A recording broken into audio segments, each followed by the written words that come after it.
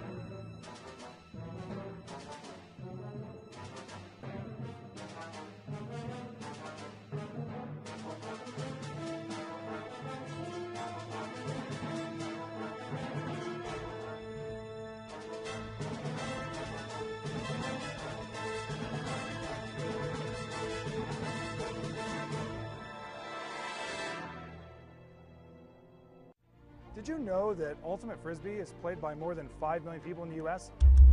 That's more than hockey and lacrosse combined. Did you know it's played in over 80 countries and is one of the biggest and fastest growing sports in the world? And did you know the best players in the world are coming to Philadelphia for the Major League Ultimate Championship? Come to PPL Park on August 8th to see Frisbee like you've never seen it before. Tickets and information available at MLUchampionship.com. Welcome back to Hormel Stadium for the 2015 Eastern Conference Championship. Jeff Poster alongside Dusty Rhodes, the Spinners and the Whitecaps. 6-4 for the Spinners, 7-3 for the Whitecaps. They are the second and first place teams in the Eastern Conference, respectively.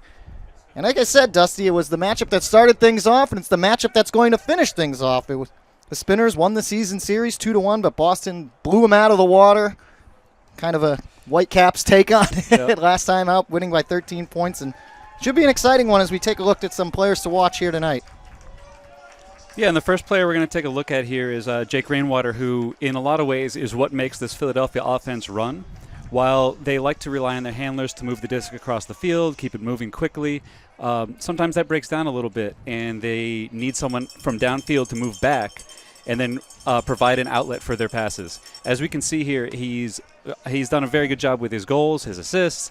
And the biggest part with him is that he's about 6'3", very fast, goes up in the air very well, and completes a very high percentage of his passes. And within that Philadelphia offense, it's given him a chance to be an MVP candidate. Take a look at some of Rainwater's highlights.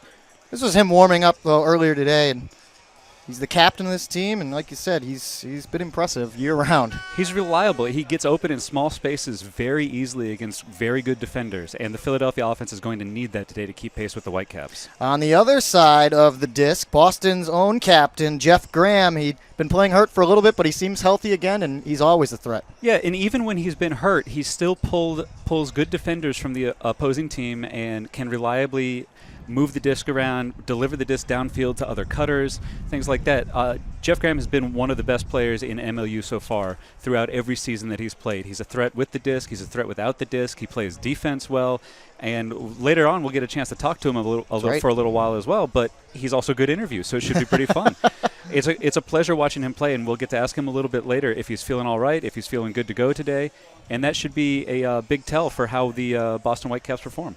Well, it is a team sport, so let's look at the keys to the game first. For the visiting Spinners, they got some players back they were missing last time out, but it's still maybe an uphill battle for them. The biggest thing for them is this very first mention, selective memory. If they are focused on what happened the last time they came up here to Medford, they are going to be in a down mental state and not prepared to take the challenge to the Whitecaps. They're going to be on their heels. They're going to be a little bit concerned whether it'll end up with a 13-0 a 13-point romp like it did last time. And we talked about Jeff Graham a little bit previously. One of the primary players on him is going to be Leon Chow, who does a good job with him, but it's the sort of thing that you just hope to contain Jeff. If Leon gets a block or two against Jeff Graham, that will put the Spinners in a very good position. And they have to stay positive throughout this game. If they get down, they need to forget that most recent event and try to stay with what kept them in second place over the course of the season. That was one thing Billy Maroon told me before the game. They broke down that last matchup. We can't do that again. Let's take a look on the other side for Boston. How do they get back to Philadelphia where they were in 2013? Well, and the key here is, as you can see with these three notes, press the issue, foot on the gas, ride the wave. Those are three things that are dealing largely with momentum. So it's an issue of where Boston thrives best is if they get ahead of you a little bit. They do a very good job of pressing down on you later, making you take riskier shots. If you can complete them, you can hang after getting down against Boston. But if you make a couple more errors, they're just going to run away over and over and over again as they force you out of your standard offense. All right, so we know what both teams have to do to advance to the championship on August 8th. We'll step away again. When we come back, we'll look at the starting lineups and hopefully get a chance to talk with the captain, Jeff Graham. Did you know that Ultimate Frisbee is played by more than 5 million people in the U.S.? That's more than hockey and lacrosse combined. Did you know it's played in over 80 countries and is one of the biggest and fastest growing sports in the world? And did you know the best players in the world are coming to Philadelphia for the Major League Ultimate Championship? Come to PBL Park on August 8th to see Frisbee like you've never seen it before. Tickets and information available at MLUchampionship.com.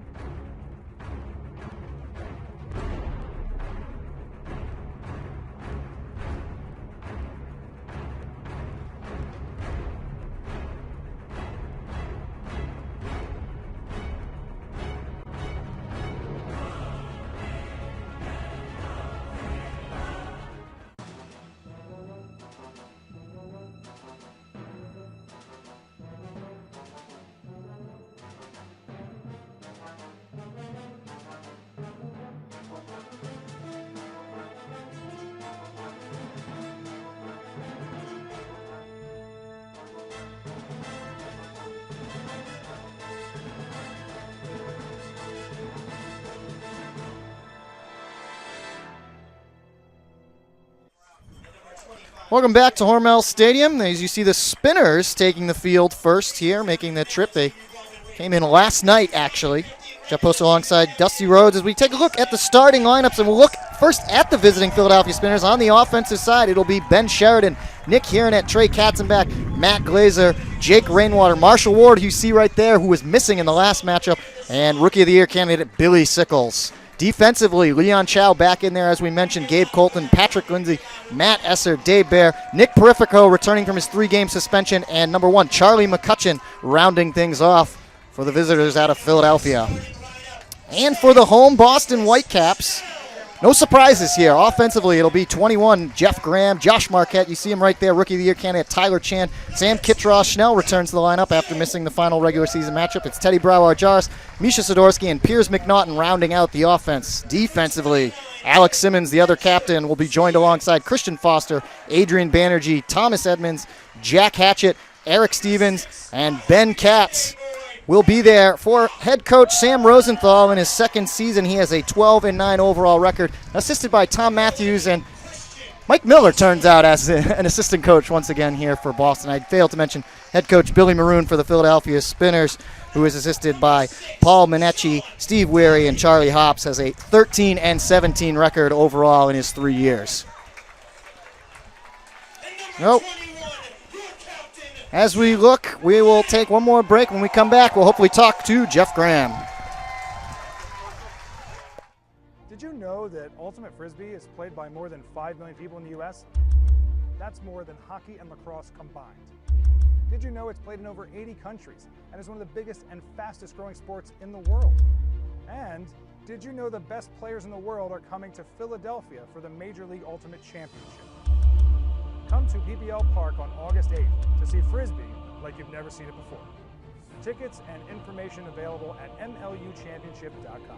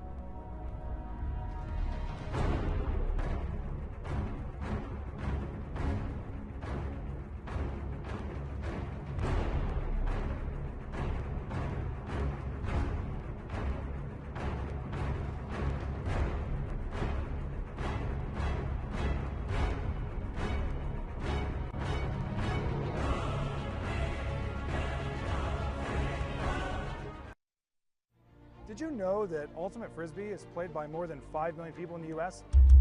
That's more than hockey and lacrosse combined. Did you know it's played in over 80 countries and is one of the biggest and fastest growing sports in the world? And did you know the best players in the world are coming to Philadelphia for the Major League Ultimate Championship?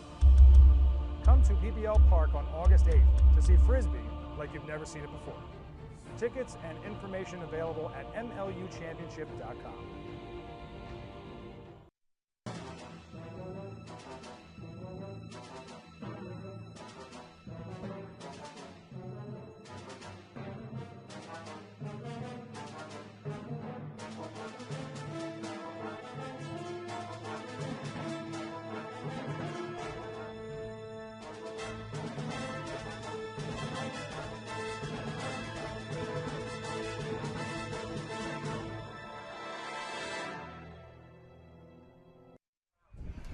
Welcome back to Hormel Stadium. The Philadelphia Spinners and the Boston Whitecaps getting set to pull here for the Eastern Conference Championship. I'm Jeff Poster alongside Dusty Rhodes. Dusty, we talked about it. We've seen these teams a number of times at the beginning of the season. Philadelphia took a close matchup in week 1, winning by 2. They win in double overtime, and then Boston comes out and just stomps their foot down. Yeah, the thing with both of these teams is that the thing that makes their teams run is the offense. For Philadelphia, they have the highest completion percentage. They score the most goals out of their possessions, and Boston is just behind them. Boston is slightly more likely to score if a point lasts more possessions than one, and Philadelphia is slightly more likely to score on any individual given possession. So between these two teams, what we expect to look at today is how the wind affects what they do, if that changes their strategy at all, as well as if their defense gets the turn, can they actually convert any of these goals? And that's been an issue for both teams so far over the course of the season, though Boston's team has done a much better job of converting more breaks. And one guy who does help out scoring a lot of those goals is Boston's captain, Jeff Graham, who is set to join us down field side. How's it going, Jeff? Jeff, can you hear us? Might have some trouble with Jeff. Looks like we're having some trouble getting down, communicating to Jeff. Hopefully we can fix that for later on in the game. Maybe we'll get a chance to talk to him at halftime. We'll take one more break, and then when we come back, it'll be the opening pull here in the Eastern Conference Finals. Did you know that Ultimate Frisbee is played by more than 5 million people in the US? That's more than hockey and lacrosse combined. Did you know it's played in over 80 countries and is one of the biggest and fastest growing sports in the world? And did you know the best players in the world are coming to Philadelphia for the Major League Ultimate Championship? Come to PBL Park on August 8th to see Frisbee like you've never seen it before. Tickets and information available at mluchampionship.com.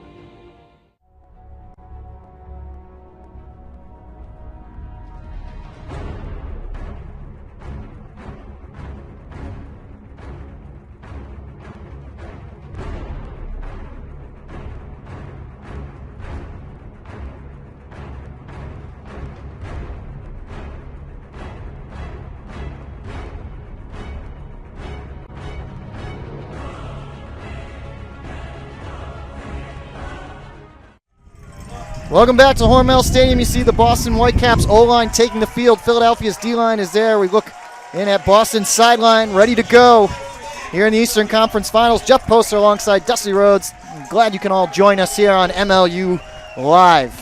We already know that the Seattle Rainmakers will be watching this game.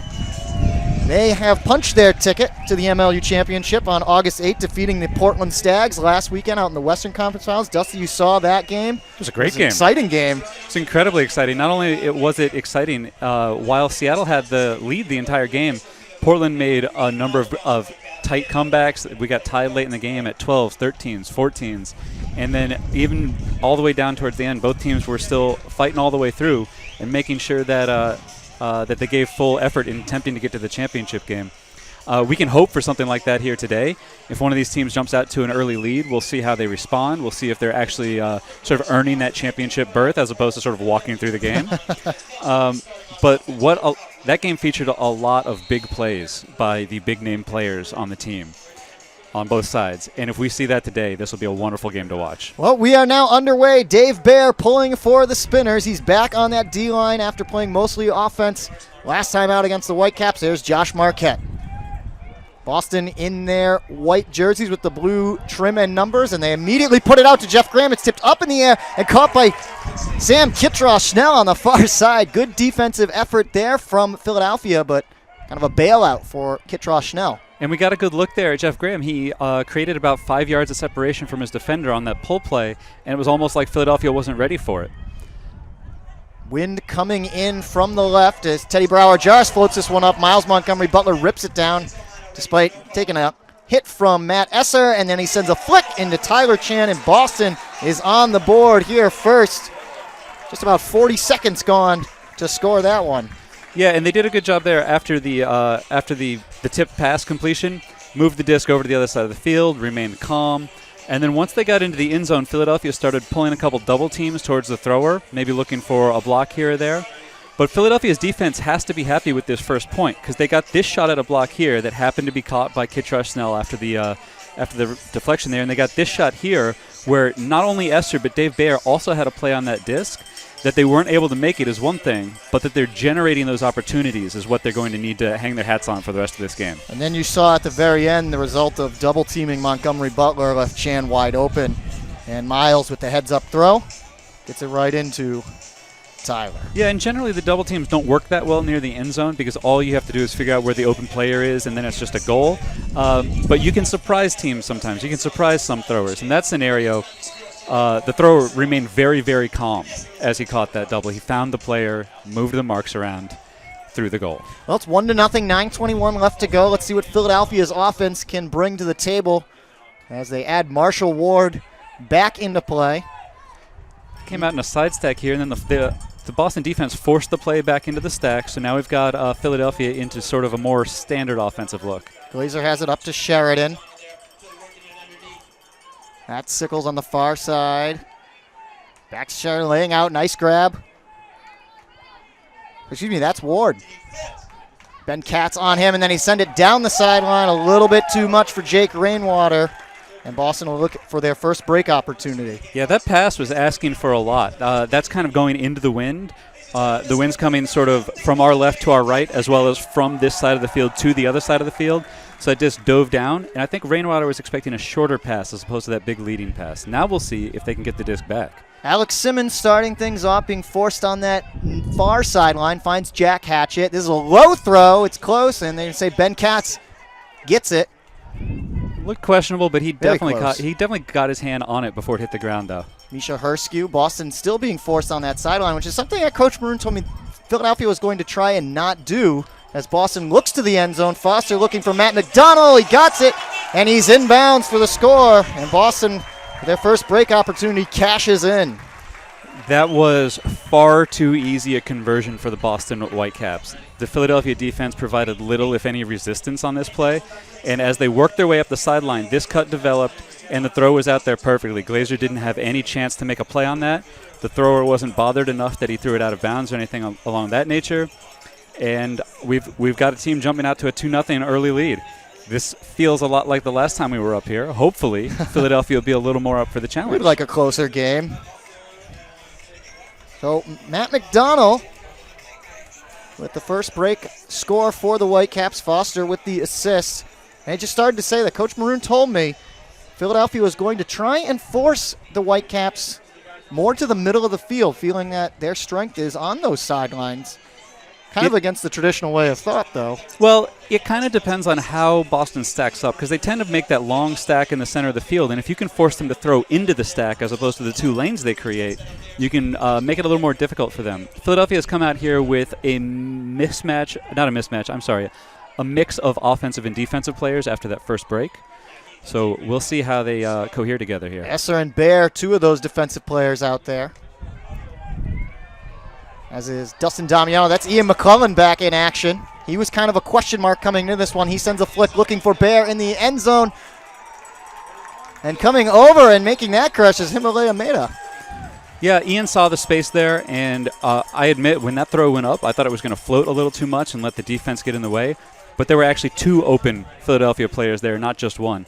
This is a good way to come to the disc here as the bid comes through. Just lops that out there so smoothly and so easily. They probably could have communicated a little bit better there, but all that matters is you catch the goal. Well, Meta definitely with a height advantage against some of the Boston defenders as well. And McClellan with that great grab, beating his man Terry Roth to the disc. And it's good to see Ian back out there and healthy to play. Yeah, he was another player that they were missing the last time they were up here, and he sort of fills in behind the disc for Philadelphia. He's one of the subs that they use as a handler, and he's got the throws that could be very necessary in the wind today. As we see this sort of pull, it looks like it's just going to sail out of bounds, maybe get to about midfield. Yeah, in wind like this, you need more throwers on the field. So that's Dave Bear who pulled. Marquette will pick it up, swings it towards the center to Little. It's an interesting matchup with Perifico on Little here. Little's more of a handler, and Perifico tends to cover downfield threats. But it may be the sort of situation where Philadelphia is looking to catch Little asleep a little bit.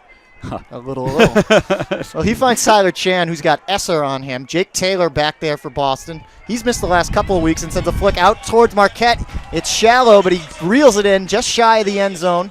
He's got about 1 foot in, and then a little push pass floats it up to Piers McNaughton.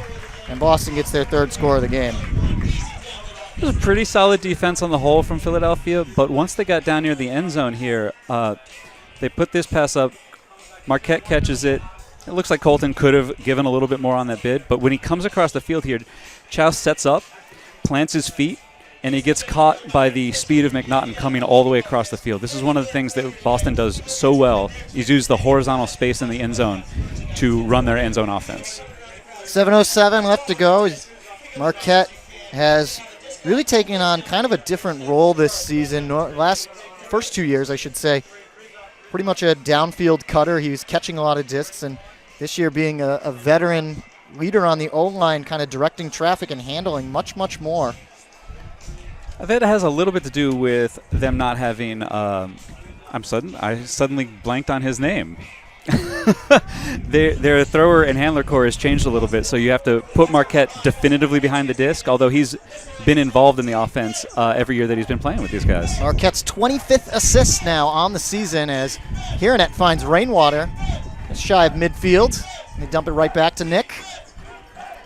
Philadelphia is getting some open cuts right now, going deep downfield away from the disc, but the throwers don't want that throw right now. They seem a little nervous, a little hesitant. There's Katzen back. First touch for him. Swings it back to Sickles. Billy looks like he's got a playoff beard. Nice grab there by Sheridan, and they in for the score to Jake Rainwater. Both teams getting low for some of these catches. Yeah, the wind is pushing these throws down. A lot of times folks tell you to throw throws lower near the ground, but if you throw them too low and the wind pushes it, you don't have a chance for your receiver to make a play. And that was a low throw initially. Nice dig out by Sheridan. You see it again. And then immediately to Rainwater, wasting no time. Yeah, they worked up the brake side there once they got the disc moving. If that point is any indication, they're starting to work through that nervousness a little, work through that tentativeness, get used to the wind in actual gameplay as opposed to just in warm-ups. And while Boston has the first break, Philadelphia is looking game today. 6:32 left to go. Boston on top 3-2. Really just that one break score, the difference so far. Only break possession so far. And we saw a close game throughout the first quarter with actually Philadelphia came out on top at the very end of the first quarter, scoring right at the buzzer last time these two teams met. And then Boston started off with, I believe, either 4 or 5 straight break scores and never looked back. Boston's doing an interesting thing here where they're using Montgomery Butler as their trigger thrower in more of their pull plays right now. I'm not sure if that's to get Broward Jarvis down away from the disc a little bit more. And he sends one on cue out to Tyler Chan. It's going to float, and it just floats out of the end zone. Yeah. That would have been a score had it been able to get over to it. The wind absolutely grabbed that one and took it away from the receiver. By all accounts, that should have been a completion from Broward Jarvis. There's some things that you can't account for the wind, though. So Philadelphia will take it, though. Yeah, they'll have a good 80 yards to go here. And Boston is looking a little bit sort of matchup zone here early on in this point. They're leaving some players open and trying to see if Philadelphia can read the field well enough to get out. Looking pretty good here for Philly. Moving quickly, there's Mike Bear. Mike Bear, one of the players expected to step up a little bit in the absence of Patrick DeVinny. We'll find Tom O'Connor. Which is a physical loss for the Philadelphia defensive side. DeVinny is a defender who doesn't let people get away from him without making contact and making it difficult. This one looks like it's going to be a stall. Yeah, stall anyway. That was a really poor possession for, it looked like it was Lindsey there with the disc. 6 seconds, felt afraid to throw the swing pass, ended up with a covered reset, and then threw the reset turnover and got stalled. You don't do much worse than that. Referees have to get the disc back where it should start off. Our refereeing crew, Jamie Rhodes, our head official, will be joined alongside Jonathan Levy, Sean Miller, Scott Burns, Jason Dumont, and Mark Evangelisto operating the clock here at Hormel Stadium tonight. He's returning to his roots as member of the officiating crew. Graham finds Marquette. It's a sneaky little break there to get upfield to Marquette. You see, again, Josh directing traffic. That's a good throw over to Graham. Finds Teddy Broward Jarvis, and Broward Jarvis with the left hand goes into Kitraw Schnell, who was wide open.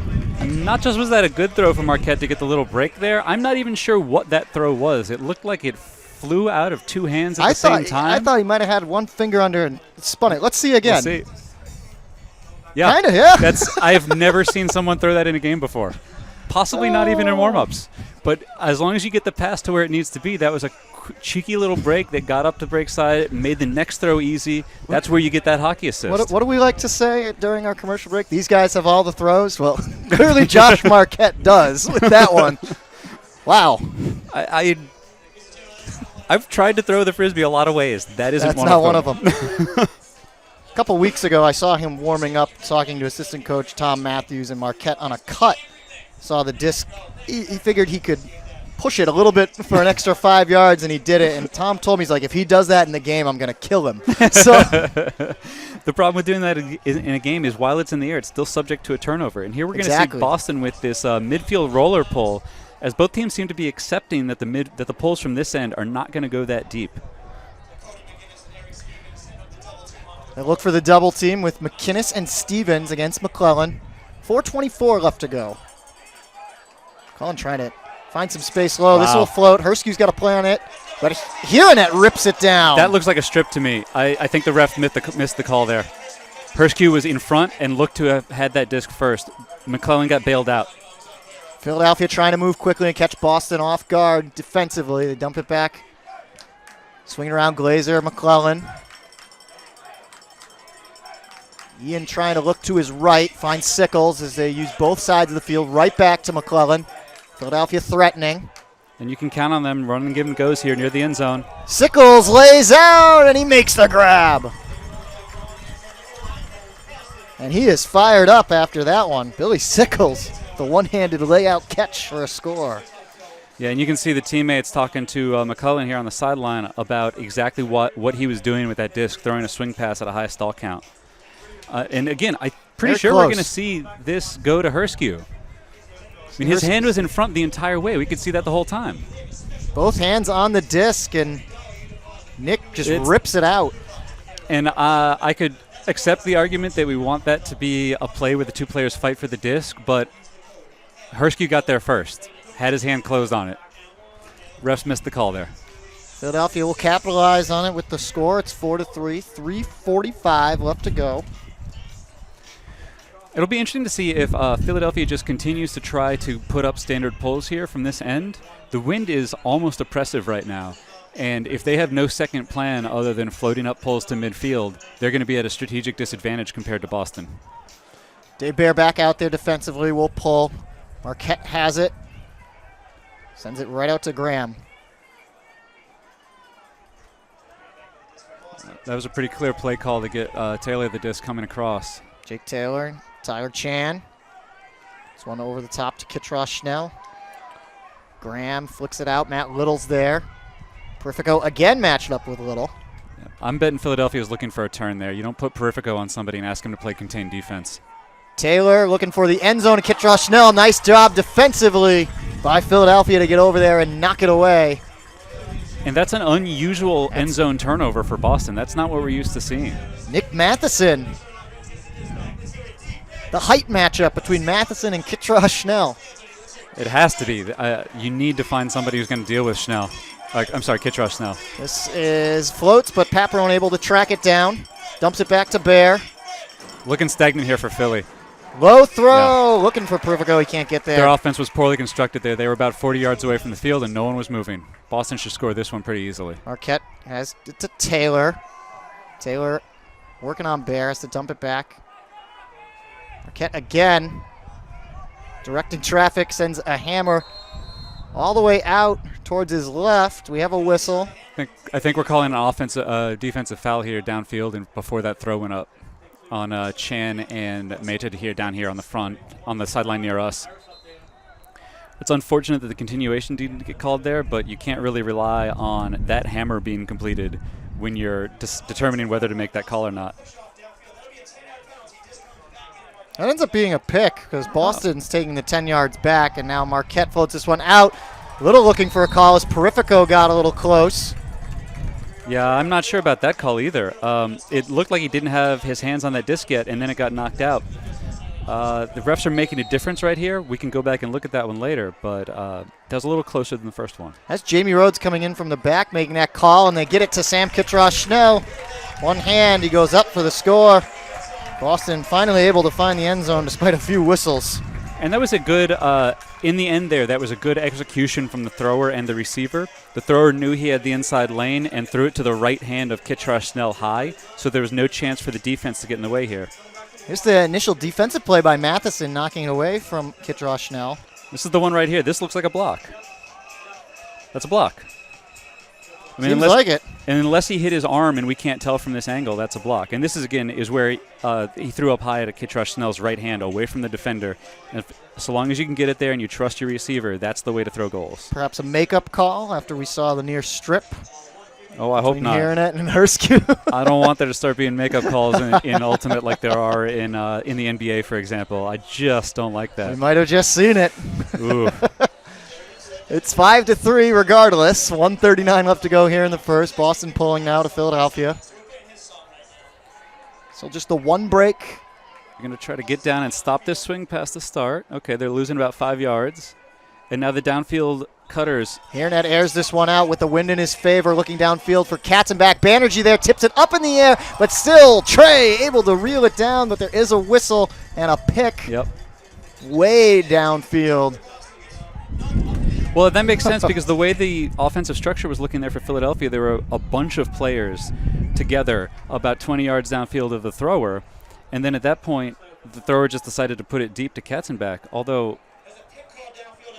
okay, yeah, it is still a pick. It looked like they were going far enough back that it might have been a turnover or something else called. But, yeah, it was just a pick here, and we'll see what Philadelphia does now. They're still setting up about 15 yards downfield of the thrower with the top of the vertical stack there. Hairnet has it back. Terry Roth on the mark. And the backhand. Philadelphia's offense is also very comfortable working down the sideline generally. They're looking deep for Rainwater, and the wind will just sail this one way out the back. Yeah. No one was close to that. Rainwater is fast, but that's not his key attribute. If you're going to throw a 50-50 disc to your 6'3", MVP candidate receiver, you want to float that disc up and give him a chance to go get it. If you throw it deep in the end zone, there's no chance at all for him. Eric Stevens will start it off for the Whitecaps. They've got about 50 seconds here to get downfield, and it's a little bit too high for Jack Hatchett, and Philadelphia now with a great chance to put it in the end zone. That's a big drop for Boston if they had been able to work up the field here. Wow. And they can't convert. Katzenbach, the intended receiver. Going for that touch pass away from the thrower, going downwind in a tight end zone situation, you can generally get a better throw than that if you take a little more time off the clock. We've got 25 seconds left now. We'll see what happens. Stevens will send it deep. It's going to hang up in the air. Edmonds back there, as is Ryan Richardson. Edmonds collects it. 16 seconds here for the Whitecaps. They're going to need to generate a scoring opportunity soon here. This one is high. It's tipped, and it's out of bounds. Vitello had the first hand on it, couldn't reel it in. Hiernett just sends a flick deep. It's going to be short, and it's caught anyway by Eric Stevens defensively, and that's how the first quarter will come to a close. 5-3, the Boston lead. Here in the Eastern Conference Final, second quarter coming up.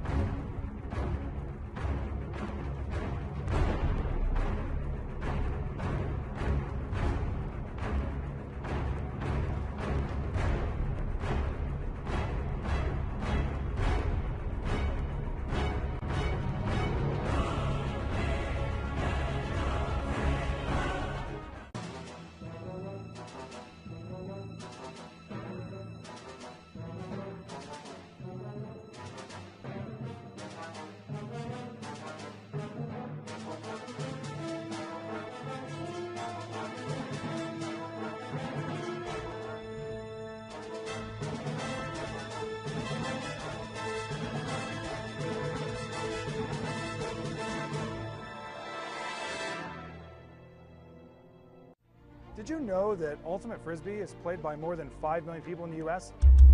That's more than hockey and lacrosse combined. Did you know it's played in over 80 countries and is one of the biggest and fastest growing sports in the world? And did you know the best players in the world are coming to Philadelphia for the Major League Ultimate Championship?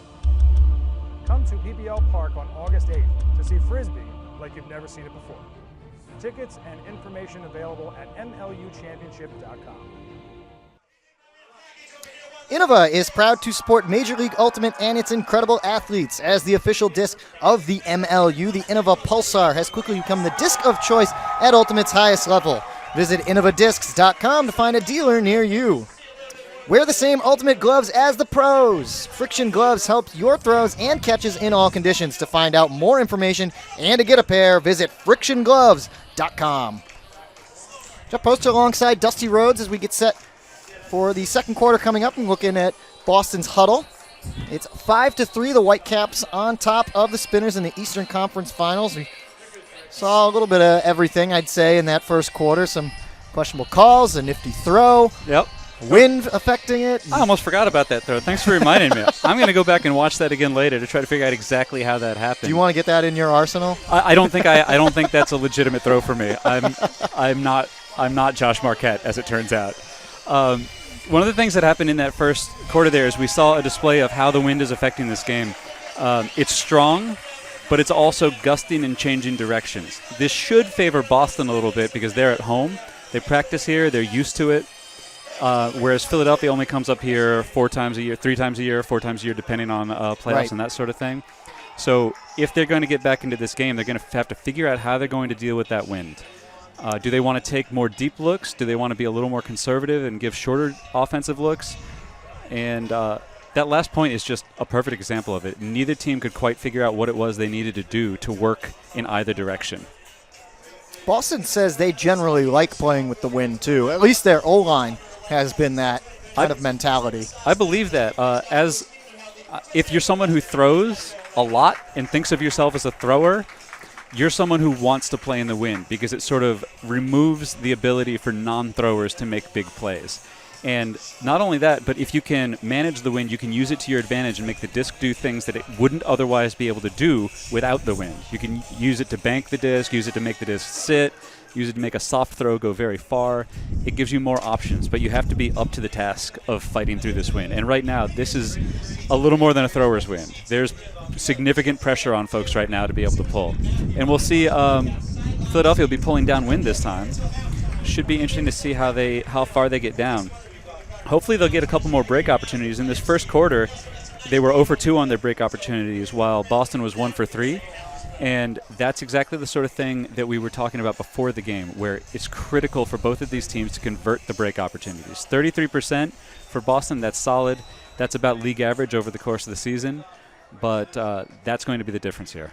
Well, here is Dave Bear pulling. 10 minutes back on the clock here in the second quarter. Boston up 5-3. And Montgomery Butler reels it in off the ground. And using Kittrush, Snell, and Chan here in the center of the field. Didn't generate anything right away, but that's a good pairing to watch.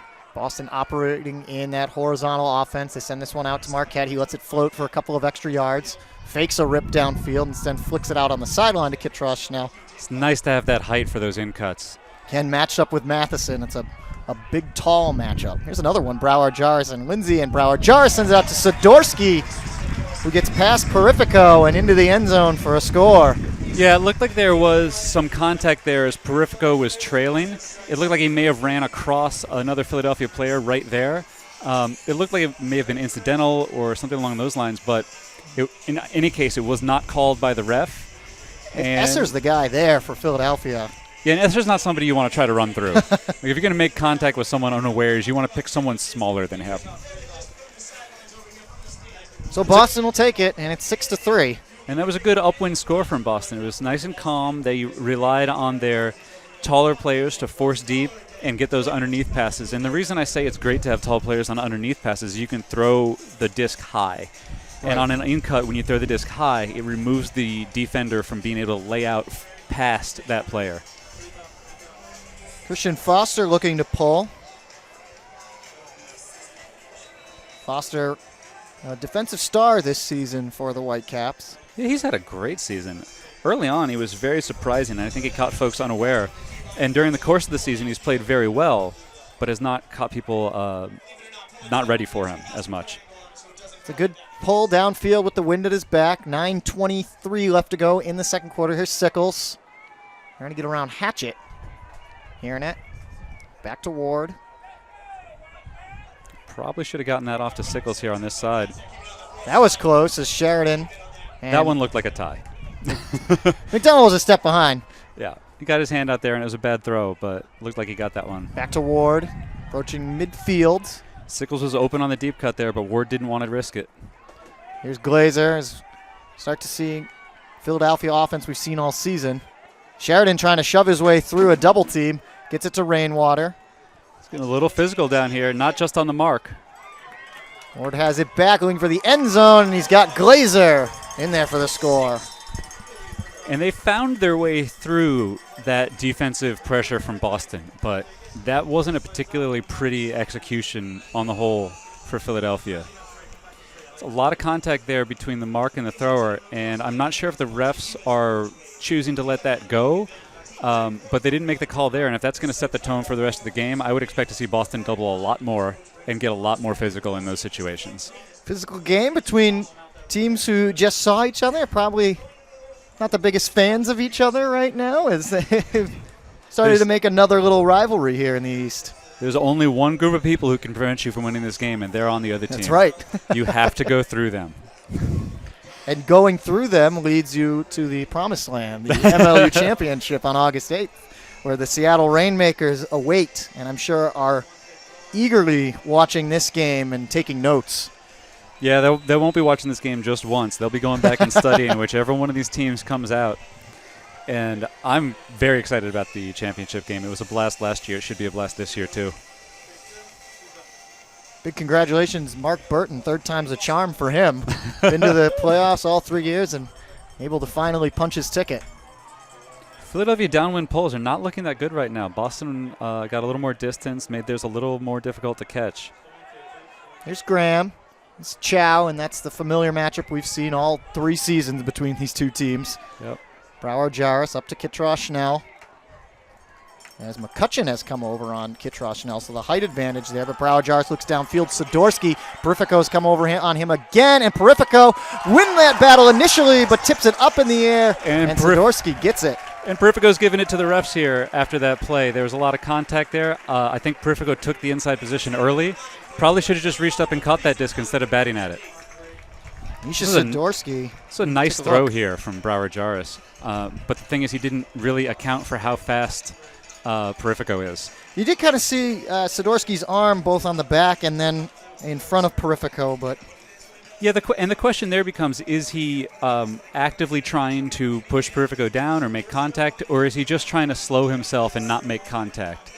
And the ref judged that it was not enough of not enough contact there to make a call, but it was kind of tight.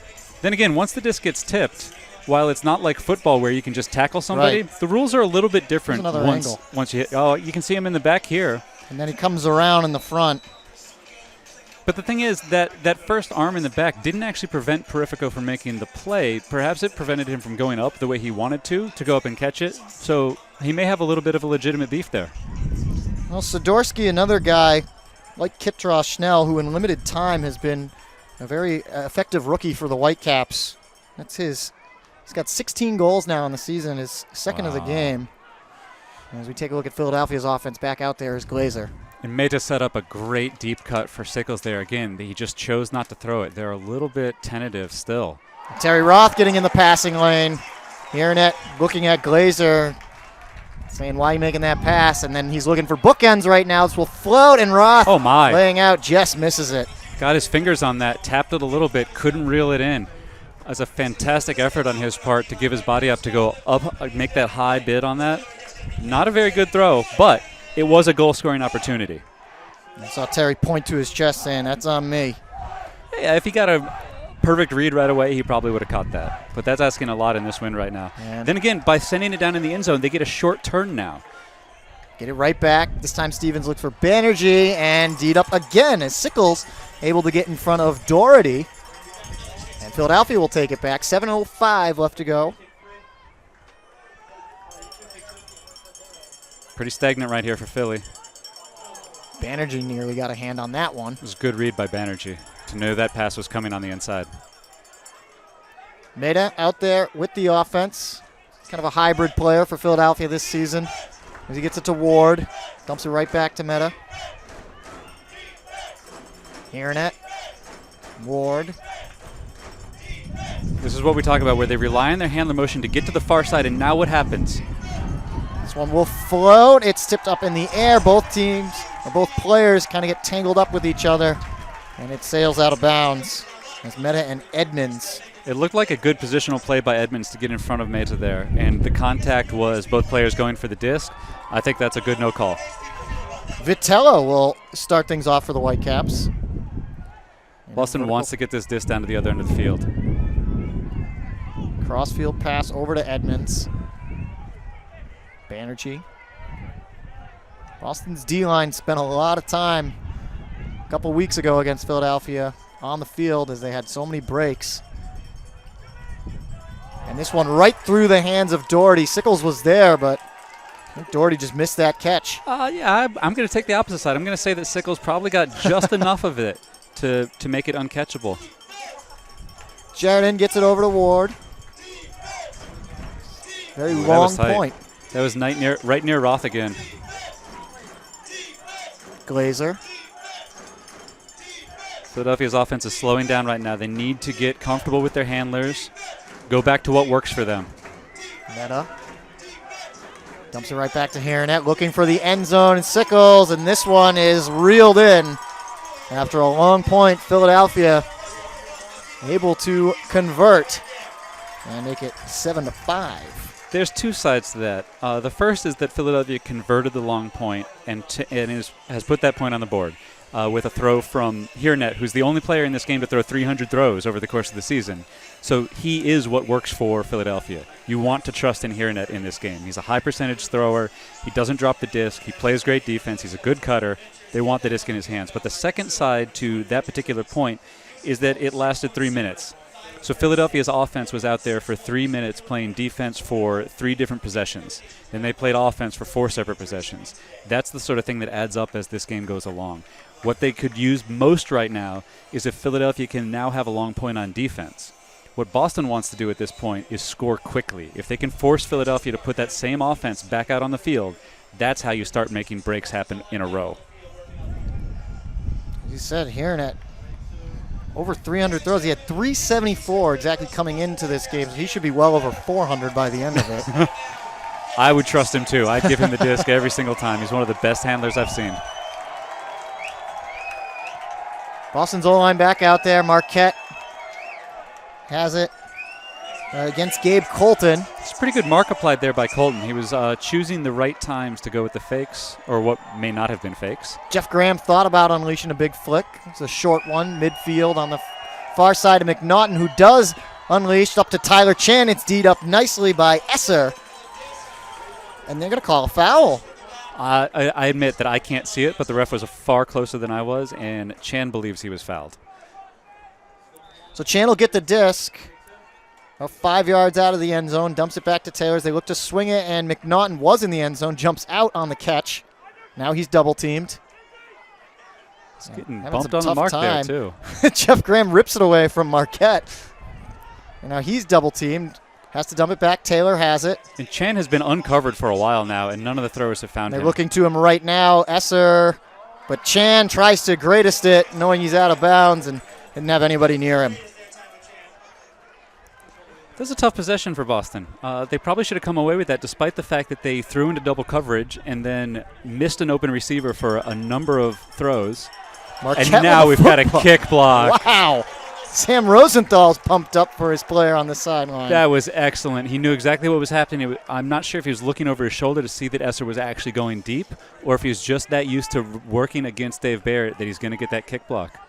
One of the rare things you'll see in a game, and then Marquette with the easy throw into Graham. And Boston continues to up their lead 8-5. It's a good point on the whole from Boston because they managed to score it. It took them, a little under 2 minutes, and we'll see where the foul occurred here. It looked like a drop. There's a lot of contact after it, but it looked like he dropped it first. Not sure they should have maintained possession there, especially since they were thrown into double coverage. At least a nice effort by Chan to try and keep that one in bounds. And here we go. Here's the foot block. He's just going to that's great. With the big toe. The interesting thing here is when he came back in, his foot wasn't actually on the sideline, so technically he set up in an illegal position. So he could be charged 10 yards there, but the ref needs to make sure that he puts his foot there so that doesn't happen. It's one of those little tiny things that you want to be in control of from the official side. You saw Marquette and Graham really chatting. As we get a timeout, we'll take it too. It's 8-5, Boston on top of Philadelphia. Did you know that Ultimate Frisbee is played by more than 5 million people in the U.S.? That's more than hockey and lacrosse combined. Did you know it's played in over 80 countries and is one of the biggest and fastest growing sports in the world? And did you know the best players in the world are coming to Philadelphia for the Major League Ultimate Championship? Come to PBL Park on August 8th to see Frisbee like you've never seen it before. Tickets and information available at MLUchampionship.com. Welcome back. 3:36 left to go. 8-5. Boston on top of Philadelphia in the Eastern Conference Finals. Jeff Poster alongside Dusty Rhodes as we look in on the Boston huddle.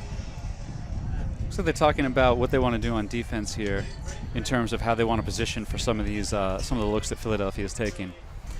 And I think that timeout was called by Boston, correct? Yes. So we should be pulling from half field here. So we'll see how Philadelphia responds to a little more pressure as Boston tries to extend their lead. We haven't seen a break here in this particular quarter. Quite some time, actually. We've had 3 Boston chances at a break, 1 Philadelphia chance at a break, but this has been an offensive quarter so far. We'll see what Jake Rainwater, Trey Katzenbach, and Marshall Ward, or Ben Sheridan rather, right there, can do, and I'm willing to bet my life that Christian Foster will be making the midfield pull. He has by far been the guy. most consistent midfield puller in the league. It's not even close. The most interesting would still be Hibbert. out for Vancouver as he goes with the sky ball on the midfield pole and sends it way up into the air, waiting for it to come down, challenging the other team to catch it. But what Foster tends to do is line up with a backhand and pin it back in one of the corners, coming in so fast and so low that, again, no one wants to deal with it. Whips it down there, and he's got the disc in his hands now. That's the safe bet this season, is that Christian Foster will be doing the midfield pulls. I don't even know who would be the next in line to attempt that. It's a very specific skill. Right, which you haven't normally developed as an Ultimate player until this point. So we're trying out a little bit new here. One of the matchups that's been interesting so far has been watching Richardson cover Rainwater. There's a height differential there, but in this wind, you're not entirely certain that Philadelphia wants to be putting up discs into space where multiple defenders can get there or it can get pushed out of bounds. And actually, the wind's picking up right now in the direction that Boston will be pulling. So we'll see if that affects the knifing blade pull of Foster. Oh, and now it just died as soon as I said that, of course. Here we go. Foster sends it, gets it down, and rolls it out the back corner. This is a mean, mean pull. He has mastered that skill. We've talked about it numerous times. So they have them pinned back. McClellan will start it off. That was a block opportunity for the weak side Boston defender. Sheridan in the back just sends one deep looking for Rainwater. Here we go. Richardson on him. This one floats back, and Rainwater wins the battle. If you can keep it to a one-on-one matchup, that is Rainwater's victory over and over again. If you get a help defender, that's a different issue. Ward trying to get around Foster, hearing it. Has it to Sheridan. Good job not getting hand blocked there. And we have a whistle. Coming from the... Looks like he's getting a little handsy on the downfield defense on Rainwater. Trying to control the contact a little bit from the ref's perspective so that it doesn't get worse as the game goes on. So the foul against Richardson. Richardson out of Northeastern. Attending Harvard right now for grad school. Looked like Sickles wanted to take that deep shot to Katzenbach, but Katzenbach wasn't looking over his shoulder to know where it was coming. There's Katzenbach now looking for the end zone. Hearing it with the sliding grab. As Philadelphia takes advantage of the... I shouldn't even say takes advantage. Gets the score despite the midfield pull and starting at the other end of the field. Yeah, and there was a... all you want to do on those midfield pulls is make sure you have an opportunity for a block, and they had two. They had one chance where the disc swung in the end zone, and they had one chance where the disc got floated up to Rainwater. But at the same time, they didn't convert on either one of those. This is where we say he just boxes them out, goes up early. You can see even when they land, he's basically a head taller than Richardson. That's a matchup you want to use. And there's the goal from Katzenbach to Hearnet. And we'll step away one more time with another timeout for Philadelphia. There's 2:25 left to go here in the first half.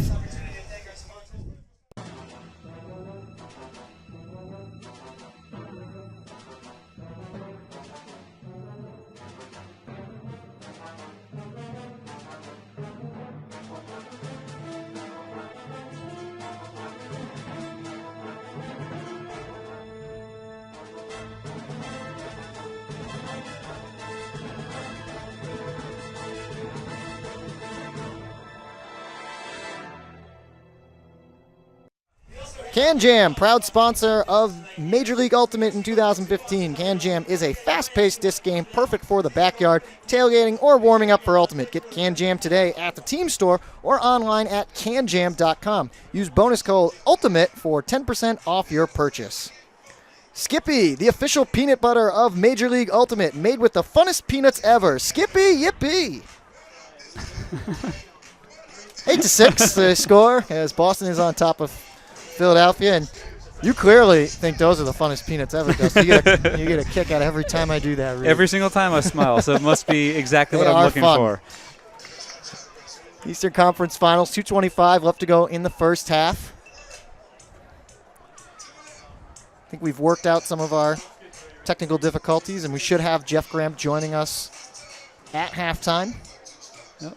We get to ask him about how, the perspective that we have from up here in the booth is one view of how this game is going, but it's always good to get somebody's opinion about how it's going actually down on the field. Very different. The wind can be different. the level of physicality that we perceive can be different. It can be either a fast game or a slow game that we think we understand. But once we get a little more information from him, we should have a better idea what's going to happen in the second half. You can talk to two Jeffs. You can talk to Jeff Graham, and then we'll talk to Commissioner Jeff Snyder, also joining us up here at halftime. But there's still 2:25 left to go in this first half. Boston up 8-6. Been in control the whole way so far. And we'll send their O-line back out there after the last score by Philadelphia, who called timeout, and will pull from midfield. Yep. And now we get to see how Boston responds to a slightly more stressful offensive situation. If Philadelphia can manage as good a pull as Boston had, they'll be in a good position to start this. But it hasn't been their strength thus far over the course of the season. They've had a number go out the side, a couple go out the back, some be fielded quite easily. But we'll see. It looks like Chow's going to pull, yep. so it'll be left-handed. So it will be coming in with the wrong spin. You have to keep that in mind. He's moving more towards that near side. Probably looking to send it out to the far side, I would imagine. It's interesting. I feel like what I would try to do in these situations is try more of a cross-field shot as opposed to a straight-up-the-field shot. So like throwing from where Chow is over to the far side where you see Marquette and McNaughton. But that might make it easier to catch. I'm not sure. I haven't gotten a chance to test these things out. It turns out I don't play in the MLU. So Chow will have the honors. And like you said, Marquette and McNaughton, and this one goes completely the other way. But yep, out of bounds. Just barely. I'm almost certain that landed out of bounds, although one of the refs seemed to signal that it was in at first. Very close. Looked like it hit just past that back sideline. Yeah, Marquette is arguing that it was out by about 8 inches or 10 inches, giving the exact approximation with his hands. I believe I heard Ultimate 101 being shouted from the field, and Marquette wastes no time looking downfield for Kitrosh Schnell, but he can't get his hands on it. Or he does, and it pops out, and Philadelphia will take it right back. Matheson starts it off and finds Perifico. Yep, and Boston pulled a little bit of a switch there, put two people onto the deep shot. That cost them dearly, though. It cost them about 40 yards on a poorly executed switch. Just a drop. Paparone can't come up with it. Teddy Brower-Jars picks it up, gets it right to Montgomery Butler. That's another tough incompletion for Patrick Lindsay. That's a low pass that he should have delivered higher. Earlier on, he got stalled out on a dump turnover as well. It's not looking good for Philadelphia's defensive side. And then a foul right after, so 10 yards given to Boston. Montgomery Butler trying to get around Robinson, finds Marquette.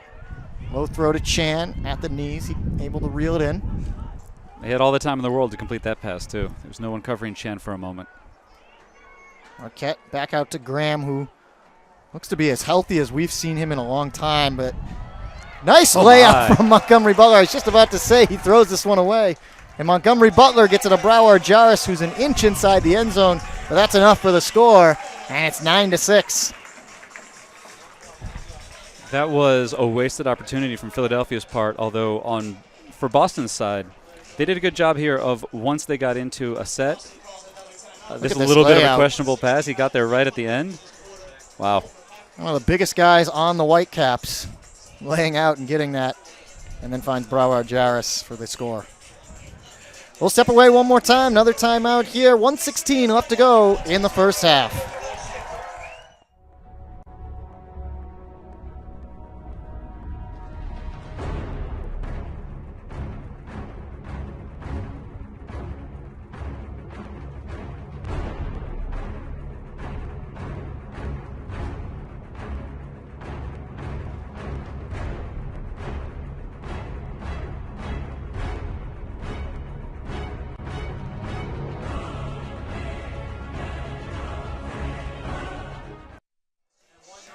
Welcome back to Hormel Stadium in Medford, Massachusetts. I said right on the outskirts of Boston. 9-6 your score. Approaching 1 minute here left in the first half. Jeff Poster alongside Dusty Rhodes for the call of today's action. Glad you guys can join us on a breezy Saturday afternoon. Indeed. As we decide who will meet the Seattle Rainmakers in the MLU Championship on August 8th. Make sure you get your tickets for the MLU Championship. If you want to find out more information on how to do that, head to MLUchampionship.com. It's that simple. August 8th, you want to be there. Now we're getting tight here to the end of the first quarter. We've got about a minute left. This is the sort of scenario where the last time these two teams met, Philadelphia made a couple points right at the end. Made a nice little run. And that's what they're going to need to do now. If they can close this halftime gap to 1, that would be fantastic. That would require a break after this offensive point. But if they can just close it to 2 instead of 3, they're still in a much better way going into the second half. So this is a vital minute and 16 seconds for the outcome of this game. It's time to buckle down mentally if you're the Spinners and keep playing your game. That's one of the things Billy Maroon told me about, that even when the game was still fairly close in that second half last week, or a couple weeks ago, right, they just mentally lost it and started doing things they hadn't done all season. Yeah, and during that break, we actually saw them getting into a little bit of a, I'm not going to say argument, but a vociferous discussion with the refs about something as we were going to the timeout. I'm not sure what it was. There were a number of things that they could have taken umbrage with over the course of the first so far in the first half. But if you start thinking about the refs more than you start thinking about your opponent, more than you start thinking about yourself, you're putting yourself in a situation where you're not focused on the game at hand and you're focused on the mechanics of the game. So Boston will once again pull from midfield. That was their final timeout here in the first half. And Foster will get the disc once again. You think he's just showing off at this point? He's just like, let me pull from midfield. Yeah, you know, that wouldn't surprise me. Foster is that kind of personality. He's a little cocky out there, but sometimes that's not a bad thing. I was going to say, if you're out here playing at this level, you probably you probably have a healthy ego. I think Marquette's going to be showing off that throw. Wow. And he does it again. That one looked like it might not have made it, but it almost looked like he was trying to one-up Chow by throwing it to the same spot. You're like, this is how you do it. Well, McClellan wastes no time, airs it out. He's got Rainwater and Sickles back, couple of Boston defenders, and Billy Sickles skies everybody and rips it out. That was good positional awareness by Sickles.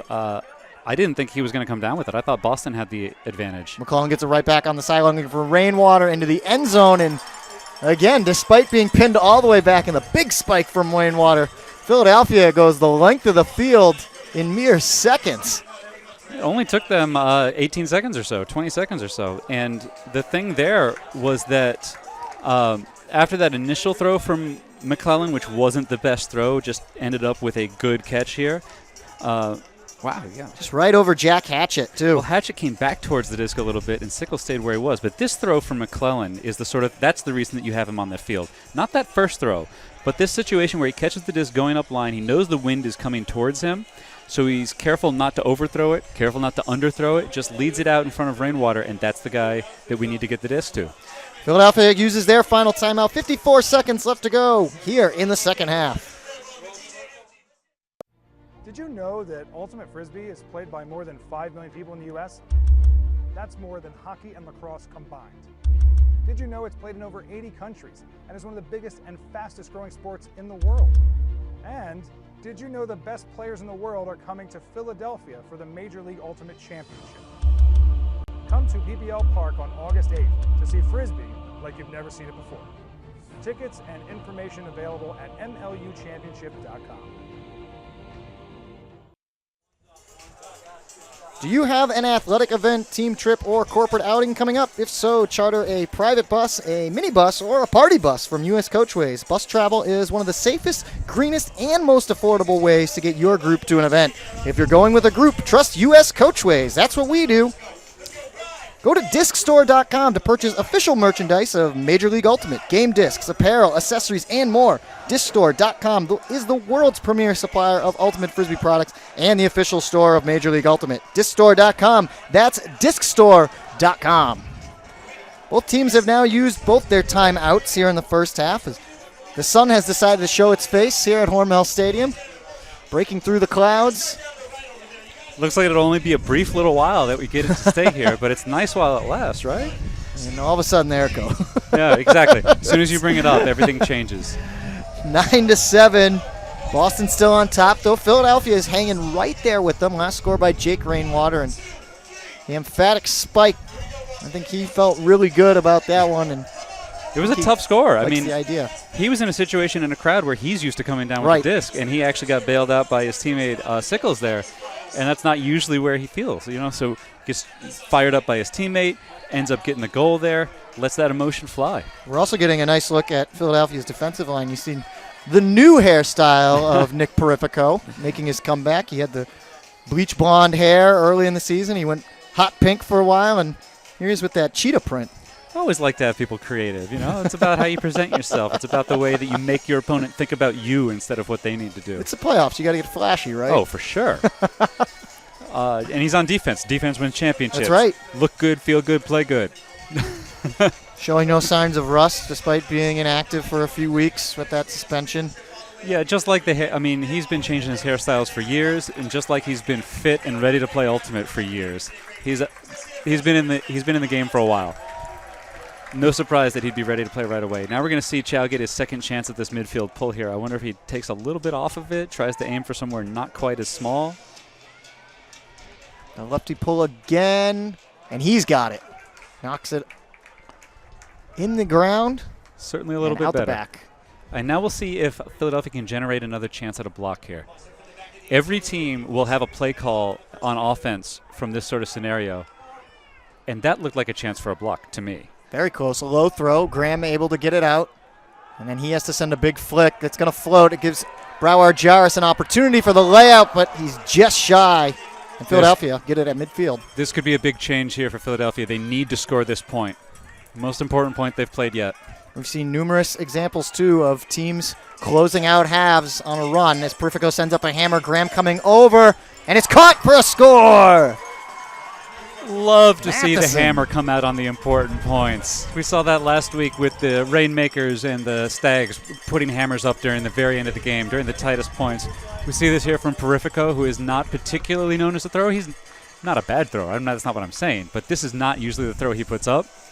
That player was calling it for a whole cut. He was on this side. He made an angled cut to the back cone. Perifico saw him, and Matheson delivered with the catch. Matheson, all 6'5" of him, having an advantage over Jeff Graham there. Just got to the disc much earlier. Well, and the part of that was that the only reason Jeff Graham was even in that play is he was providing help defense for someone else who had lost track of Matheson. So it looks like he got scored on, but he put himself in a position to make the defensive play. That's one of the reasons he's one of the most valuable players in the league. So it's 9-8 now as Philadelphia has chipped this away to a one-goal game. 23 seconds left to go. And Boston should be able to kill off the clock here if they're smart. The worst thing that they can do is give the disc back to Philadelphia here with a chance for another break. Philadelphia will send a roller. And it'll actually going to take a favorable Boston roll in the end. Still going. And it doesn't start. The clock doesn't start until he picks it up. Montgomery Butler gets it right from Marquette. Gives himself a couple of extra yards backing up. They find Chan. Dumps it back to Marquette. To Montgomery Butler. 10 seconds left. Montgomery Butler looking for the end zone. He's got Simmons. And Alex Simmons reels it in, leaving 7 seconds on the clock. That was incredibly easy for Boston. The Philadelphia defenders were sagging off. We saw Rainwater out there on defense, for example, and he was playing very soft right here on this swing pass. He's not within 5 yards of him when he catches it. Can't seal down on the mark, and Lindsey doesn't have a chance to get all the way out there to make the play. And just tiptoeing the line, staying in bounds, too. It's unclear to me why in a situation like that the Philadelphia defense would be playing anything other than tight, aggressive man to force those passes to be more difficult than they would be otherwise. So Alex Simmons with his first score of the game. Haven't seen too much of the defensive captain so far in this one tonight, but they haven't had too many chances on defense yet. They had 3 earlier in this quarter, but that was kind of a messy point generally. And one of their problems has been that they haven't been involving Simmons yet as much as they could be. And you see a couple of Boston's bigger players out there from the O-line, Kiptrow Schnell, Broward Jarris, probably basically to play free safety here to close out this first half with 7 seconds left. And this one rolls right past McClellan. He's still trying to chase it down, and Eric Stevens comes over and gives it a little kick to stop it. They send it to Haranet right at Midfield sends the big flick out. McDonald gets a hand on it. And that's all she wrote for the first half. 10-8. Boston on top. But a close one here in the final minutes. As we head into halftime, we'll step away. It's 10-8. Boston on top of Philadelphia.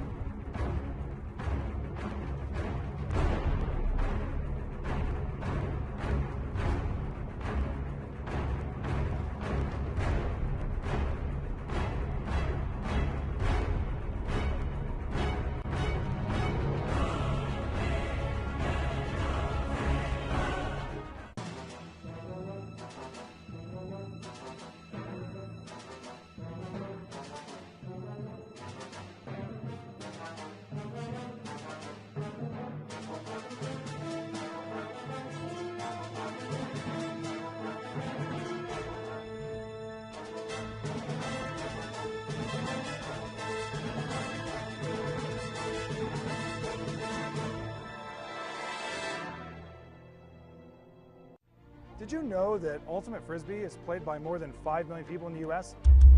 That's more than hockey and lacrosse combined. Did you know it's played in over 80 countries and is one of the biggest and fastest growing sports in the world? And did you know the best players in the world are coming to Philadelphia for the Major League Ultimate Championship? Come to PPL Park on August 8th to see Frisbee like you've never seen it before. Tickets and information available at mluchampionship.com. All right, we're back here at the game here between Philadelphia and Boston. Halftime here with the Boston Whitecaps ahead 10-8. Here with Jeff Graham. The first question I have for you. We're doing all right. Yeah. How are you doing? I heard it was nice up here in the booth, so I figured I'd come hang out. There's not so much wind. There's not so much sun. We're protected from the elements. Yeah, good stuff. Speaking of feeling well, it looks like you're moving pretty well out there today, which is a little different from some of the late season games that we saw you in. How's it feeling? Feels pretty good. Yeah? Late season is generous. Feels like forever to me, but yeah, I feel good. Well, you play long enough, and it always feels like forever in a sense. Exactly. One of the questions we have from up here is, it looks like the two teams are taking sort of different tacks to deal with the wind. Mm-hmm. Sometimes we've got some big hucks going up. Sometimes we've got people playing a little conservatively. What do you expect to see in the second half here? I expect to see more of the same. Philly knows they have a height advantage. Yeah. I think you see them throwing it up more and being more aggressive when they're starting on the back line. I think the fear of the Callahan makes it a better option to put it deep to their taller guys. They've been pretty conservative otherwise, going up and looking to break the mark a bunch and stuff. I feel like for us, lots of people know kind of how Boston plays, like where we go upwind. We're playing a little hoe. We're mixing it up, going upwind just to give different looks, but it's probably more of the same. You guys tend to come out with some pretty good play calls out of the horizontals, out of the poles, a couple different situations like that. Oh, well, thank you. You're welcome. It's not just you, though, of course. It's the whole rest of the team. Oh, I was accepting that on behalf of the team. I appreciate that. The other thing I want to ask you about is, at this point, we've got a pretty decent fan turnout out here, and we saw the sign that you guys had beforehand. Yep. How are you going to get them back involved in this game? It was a little touch and go there in the second quarter. Hey, our D is inches away from a block and starting the run. Honestly, both O's played pretty well for how in the difficult conditions today. There hasn't been a big run yet. We took advantage of receiving in both quarters and have a lead going into the half. I think from a play standpoint, it's been real tight, and the crowd will get into it when our D gets rolling, makes some plays, and then puts it in. Both Ds have had chances but haven't been good at punching it in yet. And one of the other things that we've heard about is that your team kind of likes to play in the wind as opposed to playing outside of the wind. Can you tell us about why that is exactly? We feel like we can throw in the wind, and that added variable doesn't affect us too much. Yeah. I don't know if we've showed it the best so far this half, but I feel like we know what to do in the wind, and we know how that changes things and then opens some other things up. So it's not something that we're concerned with offensively. Yeah, and you hit the nail on the head. Both teams have been playing very well on offense so far here, and from our perspective, we'd like to see some great defensive plays as well. But it's shaping up to be a great second half, and thanks for coming up, doing the interview, and good luck with the rest of it. Thank you very much. Good luck in the second half. I need it. Nate Dogg, Cree, if you're watching, what's up? Nate Dogg's my son. Good, well done. See ya. Thanks for your time again. Did you know that Ultimate Frisbee is played by more than 5 million people in the U.S.? That's more than hockey and lacrosse combined. Did you know it's played in over 80 countries and is one of the biggest and fastest growing sports in the world? And did you know the best players in the world are coming to Philadelphia for the Major League Ultimate Championship? Come to PPL Park on August 8th to see Frisbee like you've never seen it before. Tickets and information available at mluchampionship.com.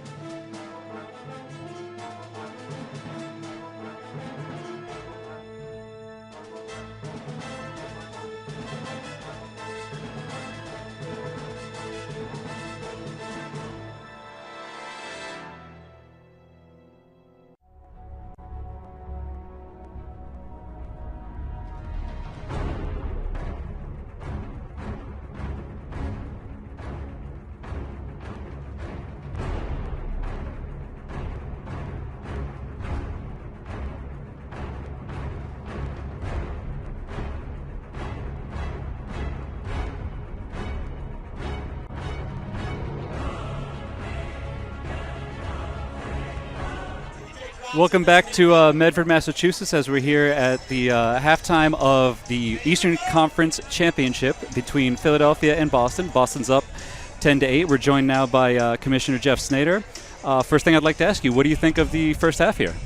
I mean, it's been a fantastic game. After heading out to Portland, which I know you were there with me, and watching that game come down to the last minute, this feels like the same thing, and it gives me a little agita, but I feel I feel good, though. It's a great game. In the best way. That means you're engaged. Right. One of the first things we saw was the way that Boston started off with a break on the second point, and Philadelphia has been able to come back and maintain their ability to be in this game. Yeah, and there's also a record number of fans here for Boston, which is really exciting, so that's fun. And they're certainly supporting everybody as well. They're getting engaged in this. Yeah. One of the things, what do you expect to see from Philadelphia if they're going to get back into this game with a 2-point deficit going into the second half? I mean, what I would say is my one thing is when they've gotten in trouble, they've pretty much put up a jump ball for their two big guys in Sickles and Rainwater, and I'm pretty sure they're 100% on them. So I would say you have to just say, as a team, that works, and we're going to go ahead and do it. And that's what I would suggest, honestly. And if I think they have to have no fear and just go for it. Whether it's aesthetically pleasing or not, the advantage of height is real and legitimate. So these two teams are playing for the right to play against the Rainmakers in the championship game. Could you tell us a little bit about that? Right. So August 8th in PPL Park, which is the Philadelphia Union Stadium, right outside of Philadelphia, actually. It's the big game, right? So whoever wins this gets to come play for the championship. It's a beautiful field. We were there last year. For the fans, there's all sorts of stuff. There's sideline seats. There's beautiful seats all throughout the stadium. There's club boxes. The whole experience is just going to be a whole notch up. It's exciting for everybody. One of the best things about that is when you sit close to the field at that stadium, there's not a track in the way, so you're actually a little bit closer to the actual action. Love the way that stadium It's true. looks. You're really about 10 feet away at sideline seats from the action, which is pretty awesome. And how can we make sure that everybody who wants to get out to that game can get their tickets? They can go to mluchampionship.com right now, and they can all the packages in there, the group rates, the family rates, all that stuff are there, and they can buy their tickets, and they can sign up for the pregame clinic. We have a hat tournament coming out. There's really all sorts of stuff going on that day. Oh, excellent. Anything else you want to make sure you get in while you've got this time with us? Today is my wife's birthday. There we go. I'm fortunate to be here, so happy birthday, Lori. Thank you for everything, and hope she's having a good time watching the game. And I get to hopefully, well, she's a huge Spinners fan. She would admit that, so I'm sure she's cheering them on. So it's good to get the shout out in there. You got to maintain that healthy relationship, right? Yeah, for me to be here, I have to give a shout out, right? So she knows that, and I know that. Absolutely, as always. Well, thanks for your time, and we're looking forward to a great second half here. Any predictions about how you think it's going to work out? I have no idea. I bet you it goes down to the wire, though, and that's at least the fans will be happy, and then I get to breathe again after it's over. That's what I'm hoping for here, too, as well. We're going to send this out to commercial. We'll be back with you just before the second half starts. And again, thank you for your time. Thanks, Dusty. Did you know that Ultimate Frisbee is played by more than 5 million people in the U.S.? That's more than hockey and lacrosse combined. Did you know it's played in over 80 countries and is one of the biggest and fastest growing sports in the world? And Did you know the best players in the world are coming to Philadelphia for the Major League Ultimate Championship? Come to PPL Park on August 8th to see Frisbee like you've never seen it before. Tickets and information available at MLUchampionship.com.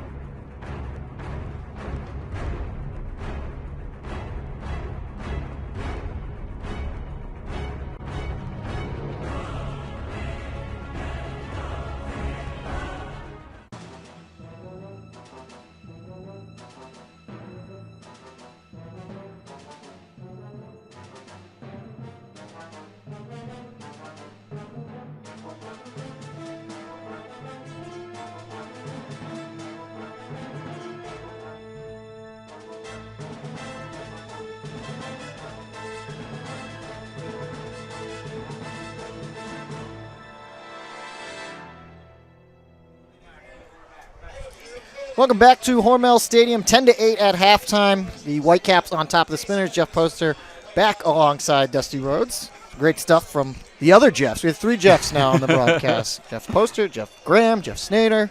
You're the odd man out, Dusty. That's okay with me. I don't run into a lot of Dusties. That's right. That's true. Let's take a look at some of the first half highlights that we have from both sides.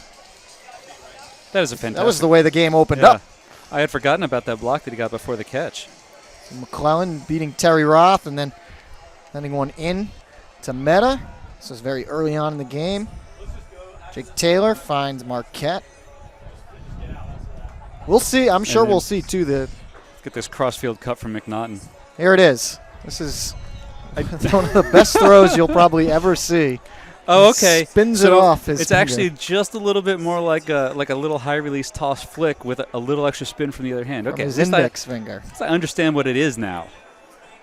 A lot of layouts on that near side here, as I notice. Kitross Schnell has had a good battle with Nick Matheson tonight. Matheson won that one. This is Sidorsky and Perifico, who went head-to-head for a while early on. It's a nice safe throw here from here and net. That's that same throw that McClellan makes a little bit later. Relying on people who can make that backhand throw with the wind coming across. Then there's this. More of the great Josh Marquette. Boom. Like I said, the big toe got right in there. He knew it was coming. Another rip down out of the sky from Rainwater. And that's what Commissioner Snader was talking about in terms of they may want to use this more often to put it up near Rainwater or Sickles or both. Well, he would know. He was his former coach as well. Yeah. Jake very pumped up. Jake's a truly legit ultimate player. There's nothing that he can't do on the field. It's just a matter of how he wants to use. And that's that throw from Perifico. That took a lot of confidence to put that up to the back corner. It's a great throw, and we've seen a lot more. Hopefully we'll get some more as we head to the second half. It's 10-8, Boston on top of Philadelphia.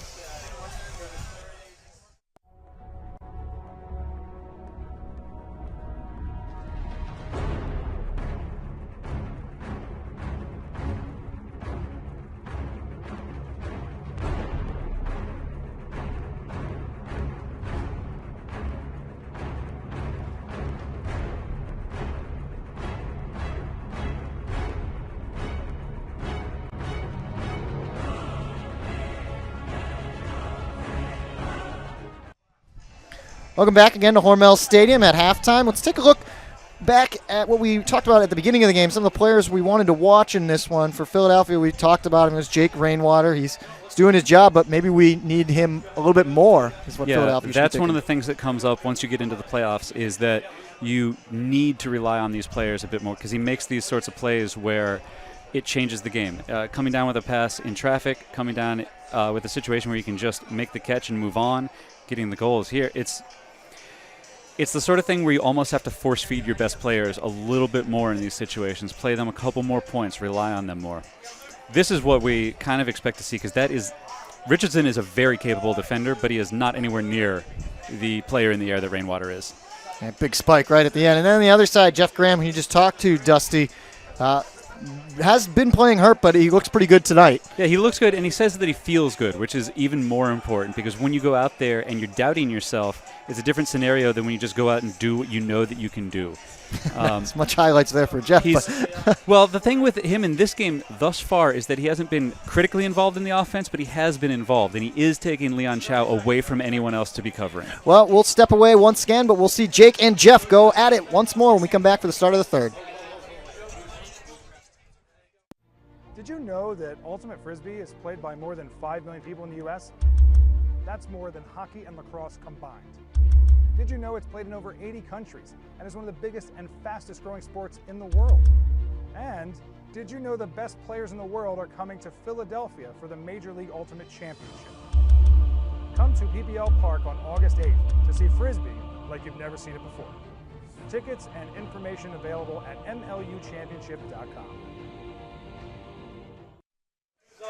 Welcome back to Hormel Stadium in Medford, Massachusetts. Jeff Poster alongside Dusty Rhodes.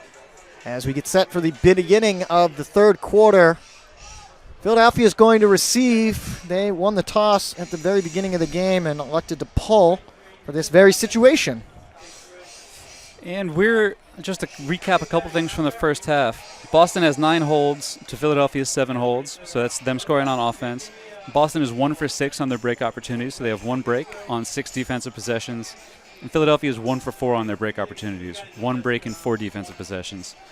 That's about what we expected from these two teams. If one of these two teams can go on a run of a couple breaks in a row, that's probably going to be the team to win. They have to get together on the defensive side and make sure they convert some of these opportunities that they're being given, in part due to the wind, but in part due to the defense that's being played on both sides. Boston won the first quarter 5-3, and teams were even in the second, 5 goals apiece. As Boston did a nice job in their final possession, getting down very quick. Just about 20 seconds left to go at the time. Here's Christian Foster pulling from left to right to start. So he can pull not from midfield as well. That was a pretty do good it all. pull. Nick Haranet gets it, and we'll start things off. Finds Sickles. Clouds getting darker here again at Hormel Stadium. As we said, there was some precipitation earlier, and then just a bad bobble by Ward. And Boston with a great opportunity to punch this one in. Slowing it down here. It'll be interesting to see who they want to isolate first. And they go quickly into Jack Hatchett. And he beat his man from a stoppage. Sickles was covering him, and by the time Hatchett had taken 3 or 4 steps out of the stack here, which happened before the disc was in, Sickles didn't have a chance to catch up. His feet were dead. He was kind of planted on his heels, and Hatchett just sprinted straight towards that front. Easy completion. And not going to get much easier than that for any team out there. So Boston will take it. 11-8 now. Alex Simmons with the assist. And 9:35 left to go. So mental error by Marshall Ward is costly for Philadelphia as they go back down by 3. It's been about I believe the biggest gap so far we've had today. I'm not sure if it was a mental error or a physical error there. The fact remains that he needed to catch that because that's sort of in their offense, and it should be a simple completion. To give Boston a 1-yard possession, 1-throw possession, 30 seconds into the second half, it's going to be tough for Philly now. There's Foster again, is going to try to spin this one and roll it as much as he can. Goes out of bounds right in front of Boston's sideline. And this is good, putting Philadelphia under sideline pressure early on in this second half after they've got that first turn. Rainwater is open on the far sideline if they can get it to him. Blade in the hands of Billy Sickles. They get it to Katzenbach, who's been relatively quiet this afternoon. It's a well-delivered pass there to start from Haranet. There was a small space there, and he hit it perfectly. Sheridan has it, dumps it back to Rainwater. Jake sends it over to Haranet. Back to Rainwater. Looking towards the end zone. I think he was looking at Glazer. And Glazer and I believe McDonald get tied up with the pick. That should be against Philadelphia. It is. Yep. We'll see what they can do out of this stoppage. Looks Glazer's open, but they're not going to take that. Haranet trying to get around. Sickles has it. Looks for Rainwater. He's got it against Herskew. Low throw, and it's not caught. Glazer was there. It was a good layout bid defensively, though. I don't think the defense got a hand on it. Yeah, but if he blocked the vision just enough as he flew through there, you saw Glazer had to fall backwards in order to get it because it was behind him. If you lose track of it for just a second, that can be the difference. Here's Richardson sending it along that far sideline. Foster has it, trying to get it around back to Simmons. Philadelphia forcing the sideline. Boston isn't moving much, but Roth is open deep right now. Now he comes under. Herskew has it to McDonald. McDonald airs one out while the wind is dead. Ben Katz has a step or two on Glazer, and he goes it all the way into the end zone for the score. We were just talking about whichever team starts to go on a run is most likely going to be in position to win this game, and right now, it's looking like it's going to be Boston. There were two players open here as he got ready to throw that. It was Katz and Foster, and Katz was in a better position. McDonald put the throw out to Katz as opposed to Foster, who was closer towards the center of the field. And now Philadelphia went into half, down 2. Now it's 4. Whole different game. Largest lead, too. And Philadelphia is going to be putting out some defensive players here on the O-line. We've got Chow out. We've got Esser out. We've got Dave Bayer making his return to the offensive side, and you've got McClellan back out there who rotates through the offense frequently, but it gives you a different look. This is a critical point for Philadelphia. If they go down 5, I'd be on the verge of calling this game this early in the third quarter. But right now, it's only 4, and 3 is manageable. So 12-8. Ben Katz, another one of the impressive rookies Boston has reeled in this season. They came from all over the place, too.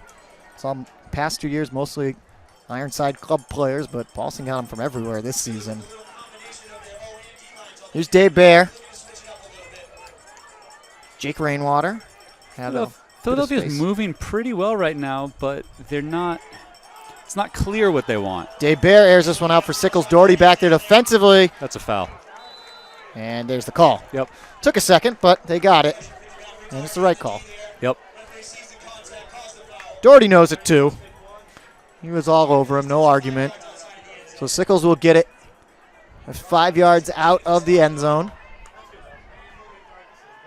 And Doherty ends up winning. No. You call that one as well. Looked like he just didn't get the disc out of his hands before it was actually blocked there. Very close. So we'll do it again, but this time right on the end zone line, and they punch it into Esser, who beats McInnes to the spot, and the traditional cartwheel backflip from Matt Esser. They tell me it's easier to do that sort of thing when you get a little momentum going into the backflip, but I don't really believe it.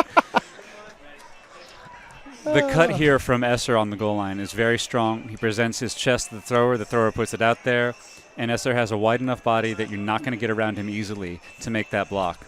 Valiant effort, a little more contact than I'd like to see on a play like that, but it's tight. So 12-9, 6:55 left to go. Philadelphia cuts it back down to 3. Here in the third period. Esser stays on the field with the defensive line. And that's a role he had been used to in the last couple years with Philadelphia, is playing offense and defense. So it's not really too much of a surprise to see him making an impact there. And he's one of the other players on Philadelphia that they could try to use more in this second half to try to get their sort of star players out there, get guys who can come down with 50-50 disc, get guys who can make plays in tight situations. After the pull, they get this one up to Marquette. Got tied up with Colton momentarily. Brower Jarris, McNaughton wide open at midfield. They get it to him. Paparone has come over on McNaughton. Dumps it back. It's close, but Marquette able to catch it. Dealing with Colton. Trying to call Jeff Graham under. Instead sends a Scuba back to Matt Little. He's so confident with such a wide variety of throws. It's a pleasure to watch Marquette throw.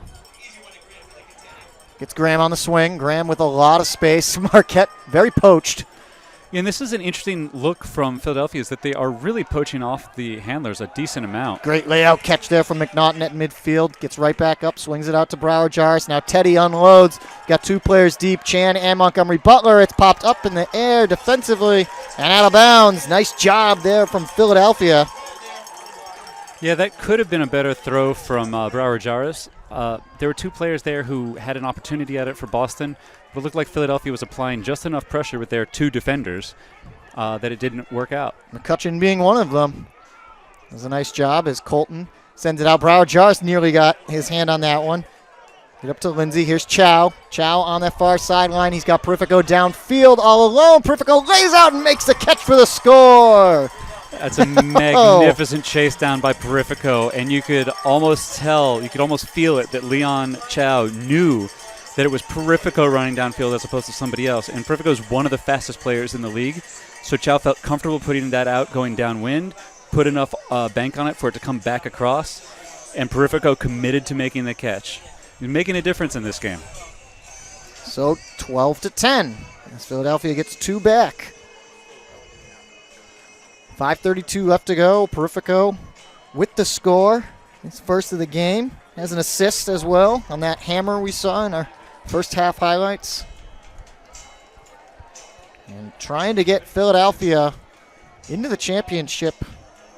It would essentially be a home game for them. It would be a home game for them in their own backyard.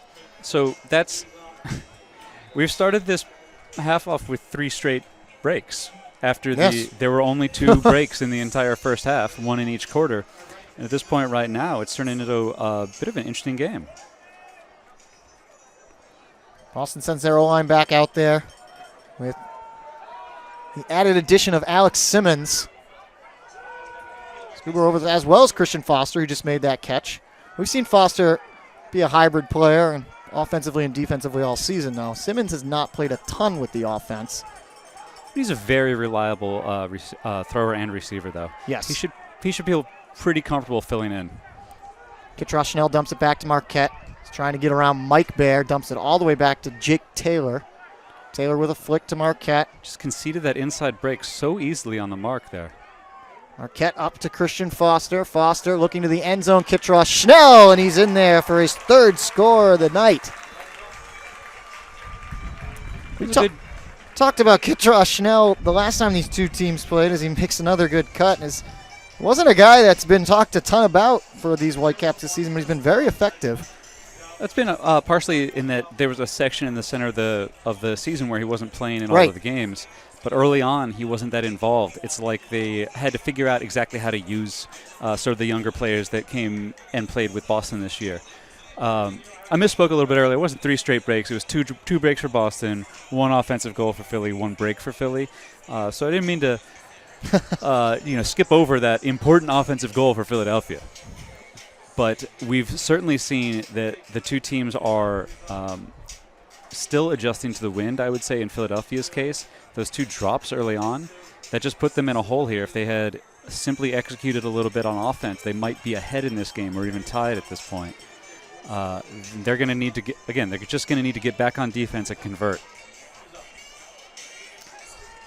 19 goals now on the season for Sam Kitrosh Schnell. Go along with 4 assists. Grand total of 23 points. Trying to be Boston's 2nd player to reach, or now 3rd player to reach the 20-goal plateau, as Tyler Chan did it earlier in this game. This is that sequence where they're getting slowed down in their handler motion a little bit, and they're probably going to need Rainwater to help them out again here. Glazer lost his defender, though. That's Edmonds, his defender. And on that far side, Sickles, all Philadelphia's players all getting turned around on each of these catches. Katzenbach looking for Rainwater, and he's got him. On the whole, Boston played solid defense on that point, but it was good patience on the part of Philadelphia to work all the way up. We're back within 2 now. And when Katzenbach gets the disc here, and he actually has 2 options. He has this inside break to Rainwater, and he also has a player breaking out to the pylon nearest us. So it was just a matter of which goal he wanted to throw. So that's good offensive structure from Philadelphia. Rainwater's 3rd of the night, 24 now on the season. And making his case for MVP. So we've got some They don't seem to be using too much size on Philadelphia's line right now. It looks to be a lot of shorter players. Maybe they'll be going for some more underneath blocks, step-for-step defense, as opposed to trying to poach or creating anything like that. Boston's veteran O-line right back out there. Robert Jarvis is open deep. And they're looking for him. This one will hang up, though. Oh, Wind will pick it up at the last second and carry it right into the end zone. One throw and one score there for the Whitecaps, wasting no time. 14-11. This is one of those plays where everyone on Boston knows where this disc is going. The play develops. Broward Jarvis made like a cut with 3 or 4 different angle changes to it, but it was a play call, so everyone on Boston knew where it was going. The Philadelphia defenders thought that it was going to change from the way that it looked like where they were attacking, and they just sort of let this go. Generally, Broward Jarvis comes back to the disc, but if you can spring some of those handlers and underneath cutters deep for a couple deep looks, it makes the defense play honestly on the entire field. He seems pretty happy about it as we watch him going back to the sideline. I'll tell you this, as you age and you play Ultimate, you find the end zone less frequently. So when you get there and you've beat some young guy who's covering you all the way down the field for that, it's very satisfying. Oh, Jarvis in his 30s now. 3-year veteran of the Whitecaps. And that's a pretty good pull. Veteran of the Boston Ultimate scene here for a long time. Roger Williams. That's he was right. one of the best players they've had. And he was basically a one-man team for a while. Well, here's Philadelphia. Nick Haranet, Rainwater, Sheridan, Haranet. Trying to get around Terry Roth. He does up to Sickles. Philadelphia moving quickly. Rainwater wants it, but they don't go to him. They go to Damiano, I believe. And they get their 12th goal of the night with 3:47 left to go. It's a reasonably easy possession for Philadelphia all the way up the field. Boston didn't really apply any pressure. Maybe it was in return for letting Broward Jarvis score that one so easily. But right after we had those breaks to start this, we're back in the groove where the offenses are scoring. They've been taking 40 seconds, 30 seconds, 10 seconds, 15 seconds to score in these last handful of points. So we're at a point now where the offenses are starting to feel comfortable. Will the defenses be able to disrupt them later, or are we going to rely on offenses making errors? Was it coincidence that the Rocky theme was playing after Philadelphia scores? Are they getting stronger now? We'll find out. 3:47 left to go. Are they going to fly now? Maybe. 14-12. Boston still on top. As I said, they've led the entire way so far. Been up as much as 4. That was earlier in this quarter. Marquette gets it up to Graham. Graham, again, fakes. He loves to fake that big flick huck. Yep. And it works more often than you think it would, considering it's not quite his natural throwing motion. He doesn't actually, I feel like, doesn't even end up throwing it most of the time. It's the big fake. Yeah, and when he throws it, it's more of a quick release as opposed to that big windup. There it is. So he sends a scuba over to Montgomery Butler. Miles trying to get it back, gets it to Marquette. Immediately right back to him on a give and go. It's getting a lot of body downfield here from the Philadelphia defenders. Boston is very calm. They've been working this vertical stack offense all the way up the field. No reason to rush now. Graham, as Boston continuing to move backwards, but as long as they catch it, that's all they care about. A scuba, and it's nicely D'd up by Esser. I'm not entirely sure that was a absolute block on Esser's part, but that was thrown to a contested area of the field, and this is where Philadelphia needs to work up. Chow can't get around Graham, and he ends up turfing that one, intended for Perifico. Marquette picks it back up. Marquette trying to get around Perifico. It's a good mark. Montgomery Butler. Boston trying to get back to the championship game as they send this one in. Sam Kitrosh-Snell just extends his right hand and catches it for his 4th score of the night. That's that same scenario where we talk about having large receivers in the end zone. It really makes a difference in terms of where the offensive player can throw the disc. This is a tight play here. It looks like Esser, I'm not even sure he got a hand on it, but the way that Chan had to come in and make a play on it, was such that he may not have been able to catch it whether Esser was there or not. Esser made the right play, but I mean, you have to go out there and make the play, but it may have fallen incomplete even without him. Tough catch, probably with the stall count getting up there as well. But Boston ends up getting it anyway and has 2:37 left to go on the clock here in the third quarter.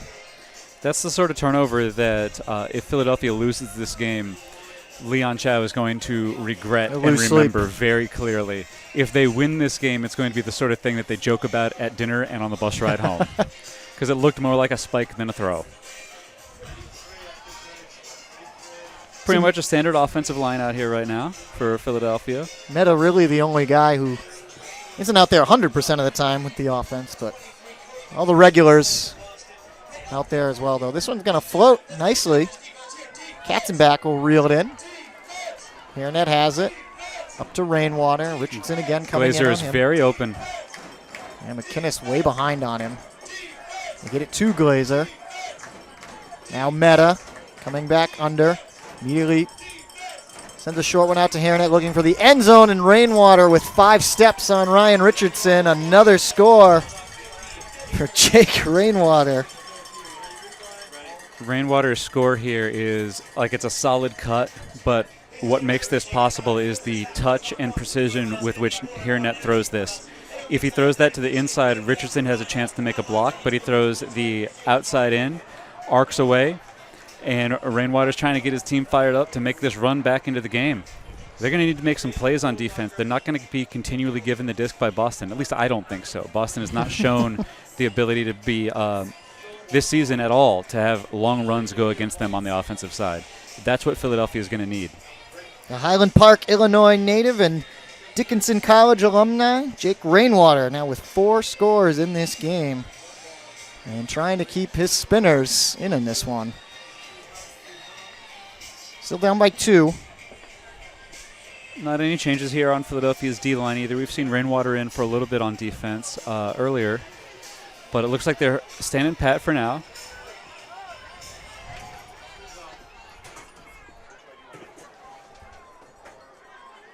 Montgomery Butler gets it, starts it off, and he looks downfield. This time, though, it's Jake Taylor. Bear coming in. Taylor using his size just shy of the end zone. And then forces it, and appears McNaughton takes a little bit of a shove at the end. No harm, no foul, though, and McNaughton in for the score. Boston just wasting no time once they get the disc. Put this one in. They're really trying to keep pressure on Philadelphia by scoring quickly here. It's a good put by Montgomery Butler out in front to the height of Taylor. And while Bayer's trying to make a play there, it doesn't really make a difference. We find the goal here to McNaughton, and a little bit of contact there. Looks like it's all right. Didn't seem too upset about it, but you don't like to be put to the ground there. Especially a guy like McNaughton, who in his 2 seasons with the MLU has battled numerous shoulder and chest injuries. And it's been a bright spot for the Whitecaps when he has been healthy. Certainly. Very fast. Incredibly fast. He's in that same level as Perifico is for Philadelphia. It's just that otherworldly speed that the rest of us mere mortals do not understand.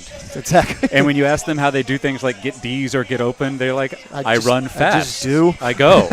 Why don't you do that? You're like, well, if I were that fast, you wouldn't be able to get open like that. The way that Jake Taylor made that deep cut off of the pull play, again, it's a called pull play where everyone knows exactly what's going to happen. And all Taylor did was take one hard step underneath, not even commit his body to it. Bear went under, and then Taylor ran to the end zone. This disc goes out of bounds right into the trainer's bag, I believe. Just disappeared there once it hit the sideline. This is, again, Boston is trying to put pressure repeatedly on Philadelphia early in this half. Banerjee out there defensively on the double team against Hairnet. He gets it to Damiano. Back to Damiano on that near sideline. They're going to stick with Simmons and Banerjee on the double team. And some contact. Yeah, foul there on the throw. I think that was on Banerjee, a little too close. Just trying to be aggressive defensively. 1:22 left to go in the third quarter. Okay, dump it back to Hairnet, and they're finally able to swing it out to Glazer. Hatch it quickly up on him. This is, again, one of those situations where Philadelphia needs to rely on its top players. It's going to need Hairnet near the end zone. They're going to need somebody to find that goal. A little bit of a bobble, but held on to. Philadelphia looking for the end zone, and they've got it. Damiano once again They get 14 scores now on the board for the Spinners as we approach the 1 minute mark. See the bobble by Ward. He doesn't want to bobble anymore tonight. That bad one earlier. Well said. And the Spinners are doing decent work keeping pace with Boston, but keeping pace is not enough. They're running out of time. There's 11 minutes and 3 seconds left in this game, and they need to make up 2 points before it's over. They need to do more. So much more on defense. All came back to the first quarter when Boston outscored Philadelphia 5-3. So far, we've been even. And we're seeing a bit of a change up here for Philadelphia on defense as they take Bayer out on this defensive point. Put in a little bit more size, as you see both Lindsay and Matheson out there. So if they get the turn, it'll be interesting to see how their offense works. Chow will pull. They have to get the turn before that even matters. Exactly. One step at a time. Marquette picks it up, immediately over to Graham. The two of them are just going to play catch. Graham gets it back. Far side out to Kitrush. Schnell dumps it right back to Graham. Tight stall here. Okay. Boston is again working out of, it looks more like a horizontal stack right now, which is giving them the free reset there to Marquette. Now Broward Jarvis is trying to survey the field. Now they're back into a vertical. Sometimes it's tough to pick up on what they exactly set up offensively. It just seems like they're everywhere. Yeah, that's a sign of a good offense. Right. I mean, their ability to use both of those sets is what makes them dangerous, although their primary set remains a vertical stack. Marquette. Boston using the time here, trying to kill off the rest of this quarter. Now he looks towards the end zone, puts up a high flick, and it's in the hands of who else but Sam Kittross. Schnell. He has been all over the end zone in this one. Yeah, and it's good work there by Marquette to find that opportunity and just deliver the only throw that was going to work there. He had to get it over to the blind side of the defender and relied on the height of his teammate to get that. Now we've got 10 seconds left, and this is one of those opportunities where if Boston prevents Philadelphia from scoring, they take a 3-goal lead into the next quarter. If Philadelphia manages to score with 10 seconds left, it'll only be 2. 10 seconds. Boston again, as they did to end the first half, will get their bigger players out there. You see Teddy Brower, Jarvis, Kittross, Schnell against Stay. They also bring in Matt Heath. There's one thing Boston doesn't have a ton of is height on their defensive line. So these offensive guys will come out and, as I said, play free safety. That's not totally unusual in Ultimate, where in order to keep with somebody over the course of a field, you have to be more like a defensive back than any other position, although you always need at least one tall guy. Generally, the offense has one tall guy, and discs float. This one rolls out. Dave Bear picks it up. He's going to have to put this one up quick. Gets it to McClellan.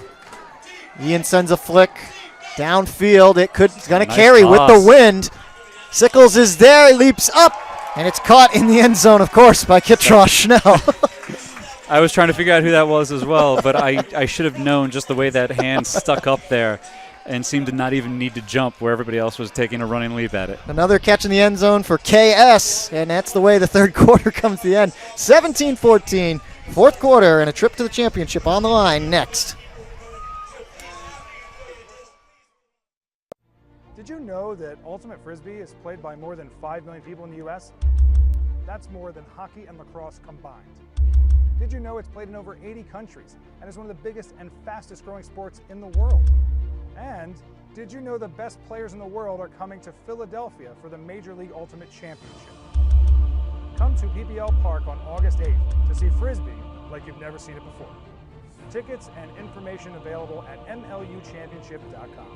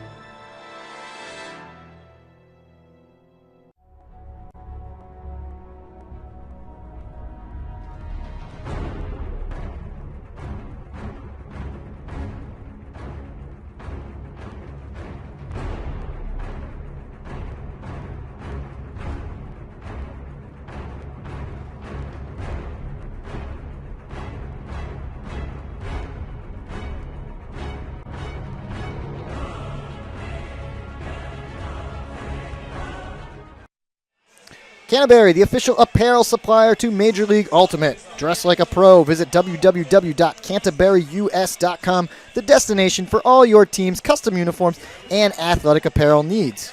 Canterbury, proud partner of Major League Ultimate, committed to the game. Point6 Socks, the official sock sponsor of Major League Ultimate. Check out www.point6.com for their full line of performance merino wool socks. Coming up at the start of the fourth quarter, it's 17-14. Boston ahead of Philadelphia here on our MLU Live. I guess I can call it the game of the week. It's the only game of the week. Jeff Poster and Dusty Rhodes.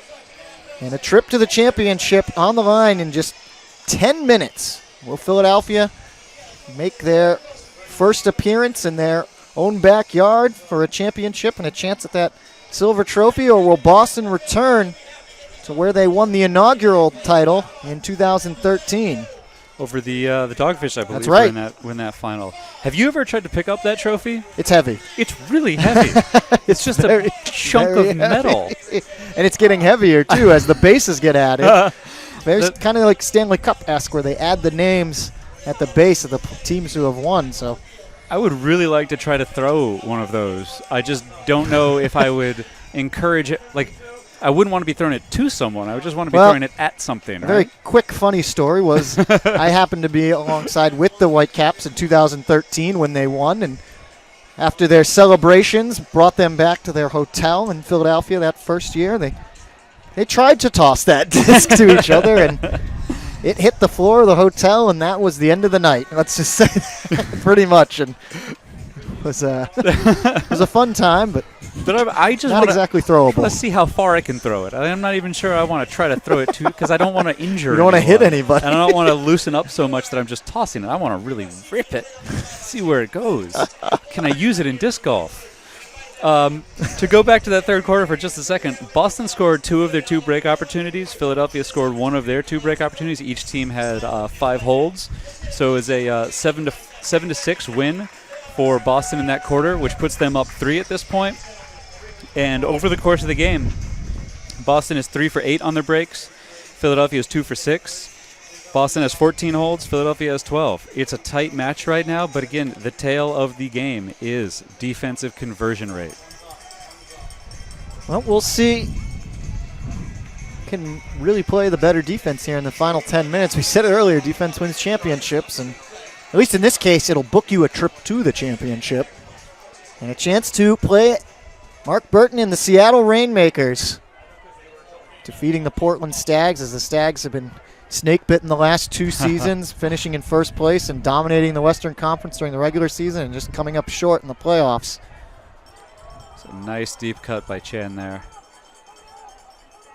McNaughton finds Hatchett. Or that's Graham, rather. Yeah. Boston would be wise to move it over to this side right now, I think.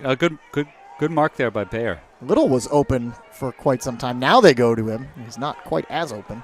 Perifico's back on him. We saw that matchup earlier tonight. Marquette. Boston is still working here out of a nominally vertical stack, although it looks more like a blob. It's not bad. It's just a way to use the field. Graham uses a hammer into the end zone, and Taylor finds his way in for the score. Yeah, Taylor had slipped away from Dave Bayer there for a while. He had been open for a bit, and there were actually 2 players that he could have been throwing this hammer to on the break side. It was Taylor and see if we get it, and McNaughton was also open on that far side. So that's a pretty easy point to start for Boston. Gives them a 4-goal lead now, and that's a tough spot for Philadelphia. This game is on the verge of being over. 9 minutes to make up a 4-point difference. To be fair, we have seen Boston make a 4-point comeback in 2 minutes. But we have not seen anything like that from Philadelphia. That was back earlier, and that was the last game Boston lost. It was right here at Hormel Stadium in Week 5. That was a 22-21 double overtime victory for the Spinners. As Boston started this season off, you remember they were 0-2.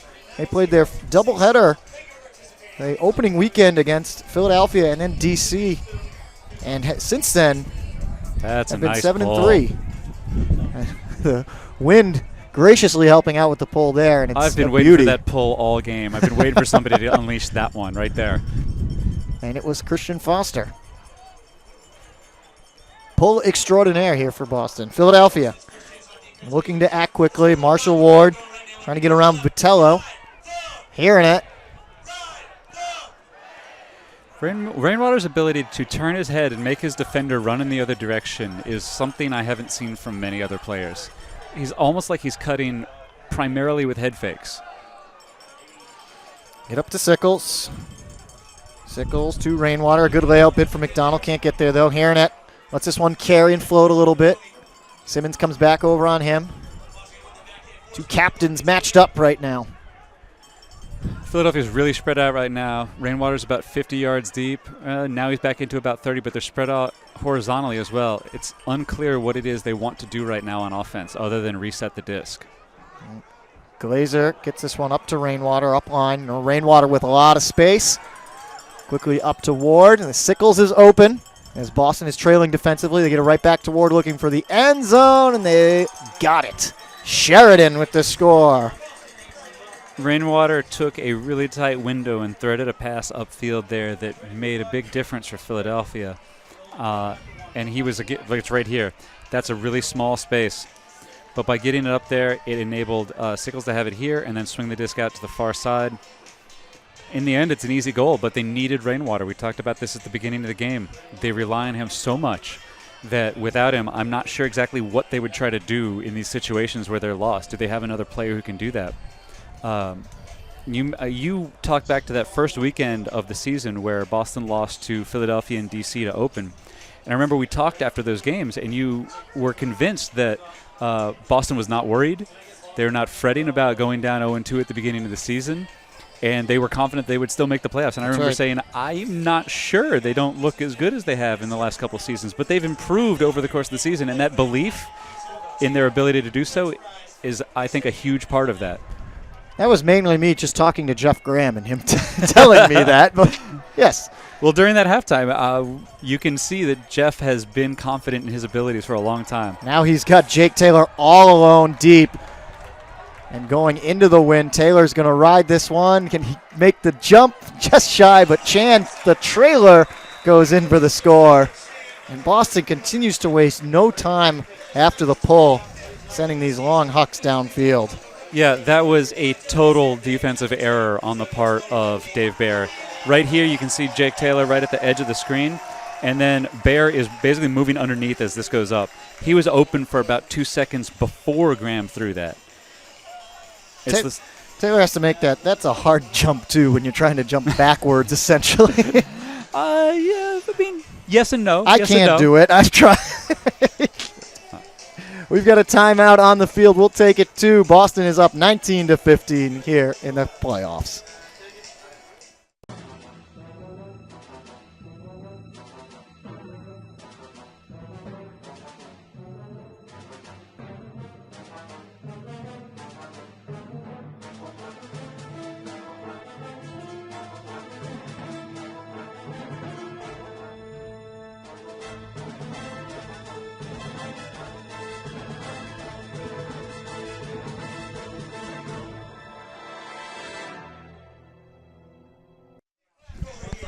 Welcome back to Hormel Stadium, 19-15 after Boston's last score by Tyler Chan. 7:44 left to go here in the Eastern Conference Finals. Jeff Poster alongside Dusty Rhodes. Yeah, and good to go back to that last point for just a moment. It was a blown coverage on the part of Bear, and it was a quick score on the part of Boston. But so long as Philadelphia can keep pace here early in the quarter, having quick scores happen is better than having slow scores happen because time is their enemy right now. They need to make something more positive happen. And it looks like Boston called that timeout, so they're going to try to push Philadelphia all the way back and make them take more time on offense. Just being able to cover 100 yards in order to score makes the clock run down. You can't get there immediately. But as we talked about at halftime with Jeff Graham, this is a situation where earlier on, Philadelphia is comfortable putting the disc down deep early in the possession. But if Boston also knows that that's what they're likely to do, they're more likely to be able to get help defenders there in a situation and get a turnover, get a block. Get a turnover, get a converted break. And if that happens, this game is done. The only way that this is going to be anything other than a Whitecaps victory is if they start making errors, or if Philadelphia can find someone to just take the disc away from someone on a cut.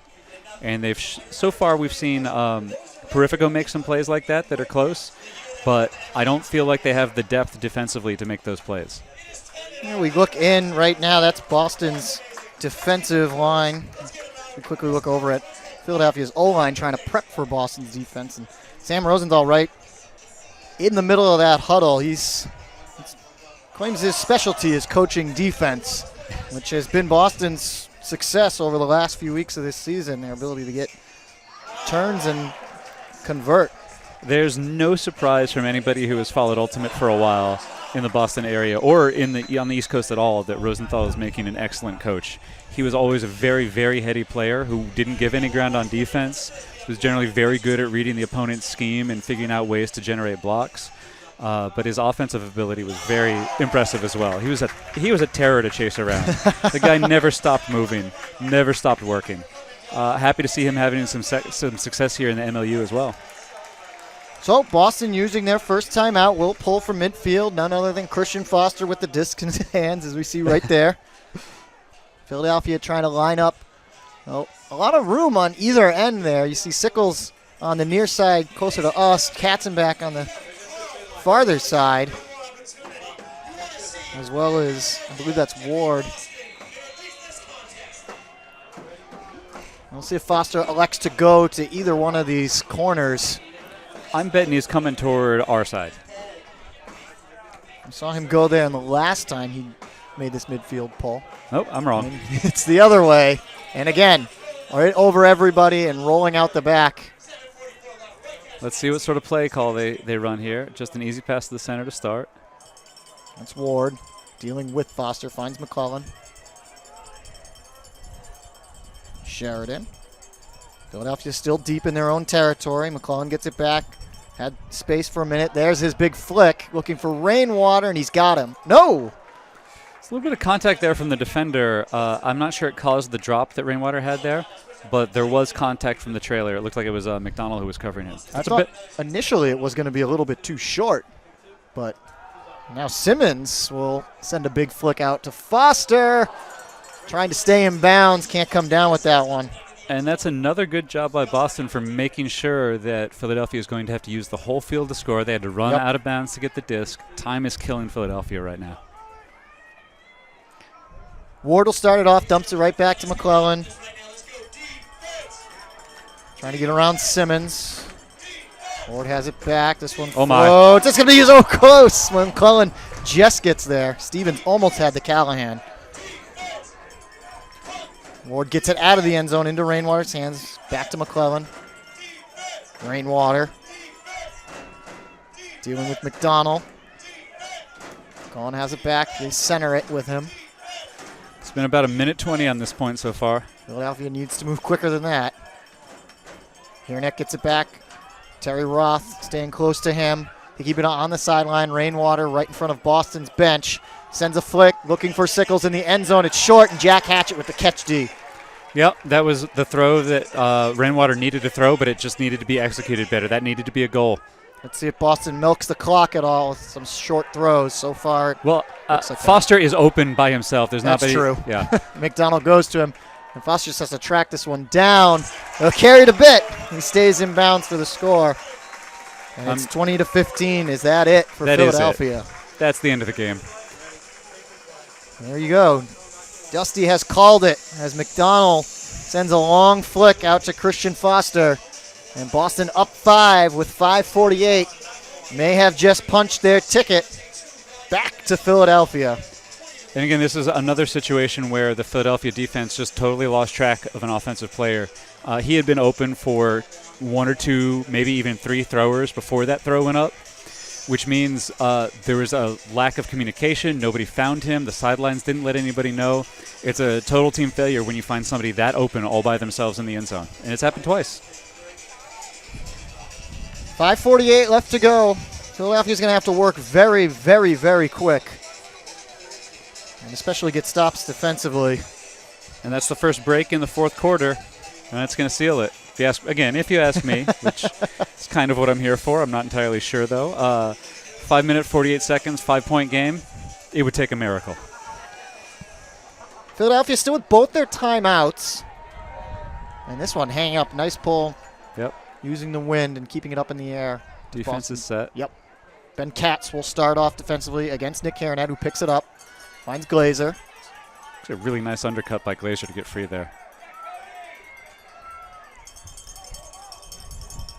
No rainwater out there at this point for Philadelphia. This is a point that needs to be rushed, and I'm not sure who it is on Philadelphia that they're going to go to as their main option. They try to go to Sickles there, and it's just a little too much for him to handle. And another turn. Boston will just take their time as Vitello walks over to pick up this disc. It was a subpar throw. Sickles could have caught that, but it wasn't to the correct side. Now we see Boston running their resets just about perfectly there off the stoppage. Richardson gets it to Doherty. Got a guy open deep. Now they've got another guy open deep. That's Boston Katz. is having their way with Philadelphia right now. Nice lead deed up by Sickles. Cats need to go to that disc. Philly gets it back.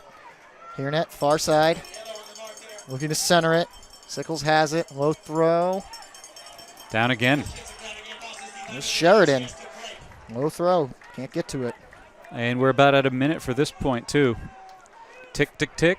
Tick, tick, tick, tick. 4.5 left to go. Here's Doherty. Finds McKinnis.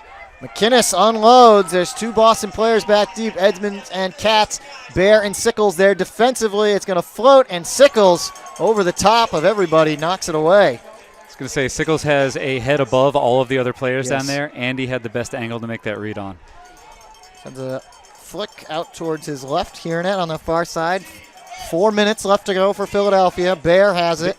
They are taking too much time. This happened last weekend when Portland was trying to come back late in the game in a tighter situation. Yep. But they need to understand that they have to score now. And anytime that there isn't a legitimate cut going to the end zone, they're doing offense incorrectly. Infraction going against the Whitecaps just now. Philadelphia take the 10 yards, but even that, I thought, eats up too much time. Yep. Doesn't stop until we're at the 1 minute mark on a whistle. Glazer, and it's caught and D'd up by Vitello. And you can see the Philadelphia players asking each other what they're doing out here. Why are you throwing that here or there? Nice grab by Katz. That's a sign that they believe it's over as well. Doherty has it. Richardson lays out and makes a grab. And Boston calls timeout, uses their final one. They'll get their O-line back out there. We'll take it too with 3:09 left to go in the Eastern Conference Finals. Did you know that Ultimate Frisbee is played by more than 5 million people in the U.S.? That's more than hockey and lacrosse combined.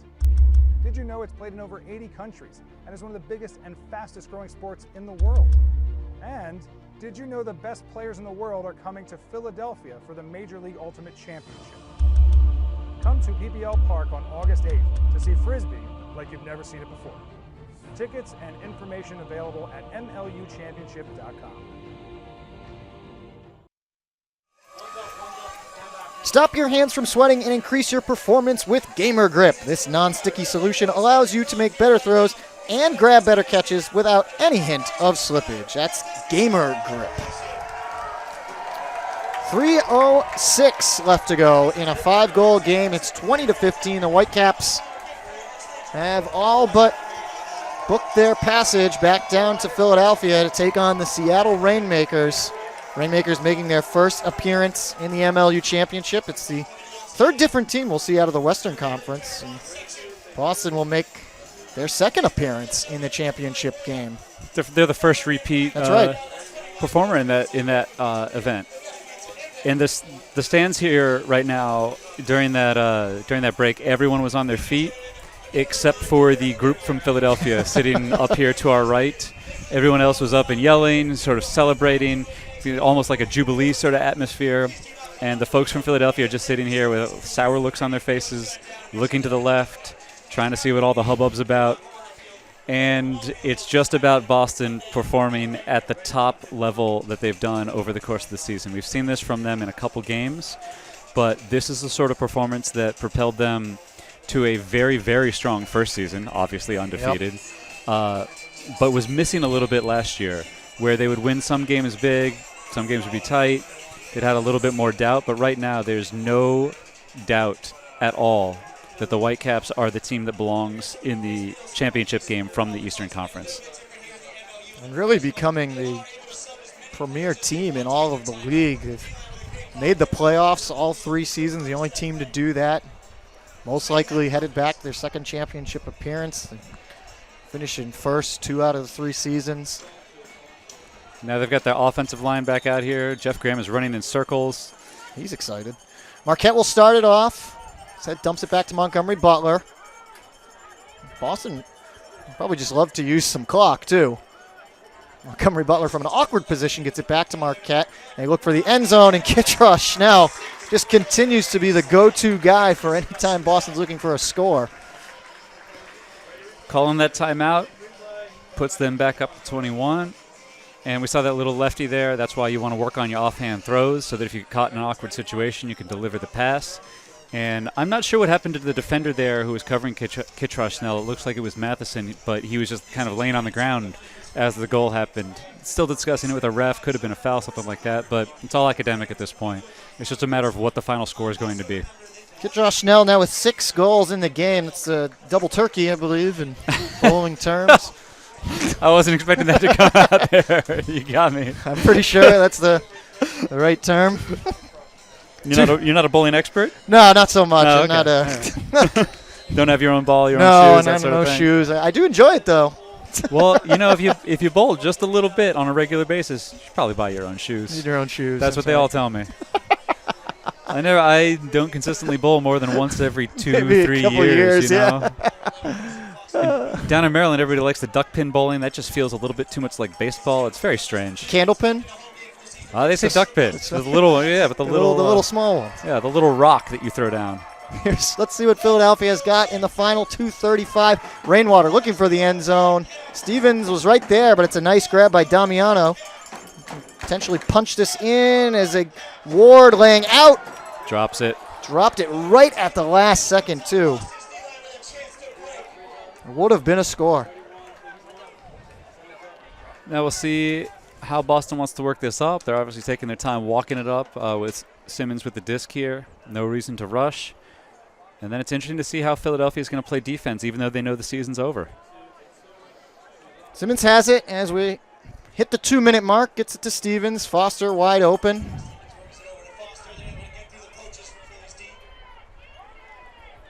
Philadelphia, despite this game, still coming off a very successful season. Yep. Losing records the previous 2 years. As Hatchet can't come up with this one. Sickles gets it. Losing records the previous 2 years. They finally get a winning record. They were in first for the majority of the season. They made a playoff appearance, and it's a tough throw by Sickles looking for Damiano. It's always tough when the season unravels at the end. You get to this point where you just make another little error. Doesn't seem like a significant thing, but it's just the straw that breaks the back, and it's the thing that sort of breaks your team's spirit at the very end. It's always painful to watch seasons end. So, nothing to really. I'm sure they'll be upset as McDonald sends a 2-handed dump pass back to Stevens. Nothing. They'll be upset tonight, obviously, and in the near future. But Philadelphia still has had the same core for all 3 seasons. They've improved each season, and should be able to come right back here next year and compete once again. And Roth, this one just way too far out of his reach. It's Boston just trying to put on a final show for their fans here at Hormel Stadium that might not be able to make the trip down to Philadelphia. Yep. Looks like Philadelphia called a timeout there. Coach Maroon out on the field talking to the referees. Maybe there was an issue with the clock where it didn't stop as it's supposed to under a minute. I'm not sure. We'll figure it out here in a moment, though. Billy Maroon coaching to the very last second. Well, that's your job, you know. Like exactly. if you do anything other than that, you're approaching your profession incorrectly. Yeah, he's having a serious discussion with the refs here. And it sounds like there was a timeout called, but it's unclear. Like, the refs are still coming out a little bit. The two teams are still on the field. They haven't exactly huddled up. It looks like the ref is calling them back out. No reset of the clock yet either. Sitting at 26 seconds. Philadelphia will have the disc. It's good use of the hat as a marker there from the official. I like to see the technical capability of these guys. They're still on their game at the end. So Boston's giving an over-top look here. They've got three underneath defenders. Herskew is deep by about 40 yards, now 30. They're just going to run this out here, see what happens. They get it up to Rainwater. Lets it float in front for a couple of extra yards. Final 15 seconds.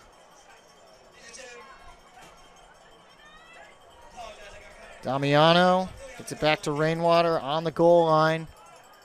Looking to punch it in. They do to Katzenbach with 1 or 2 seconds should be left. They put at 3 seconds, and that'll make it 21-16 and should be the final score of the Eastern Conference Finals. Yeah, and now it's time to figure out how this matchup is going to play out between Boston and Seattle. They match up interestingly. Boston is a very vertical stack-oriented team. Seattle's a horizontal stack-oriented team.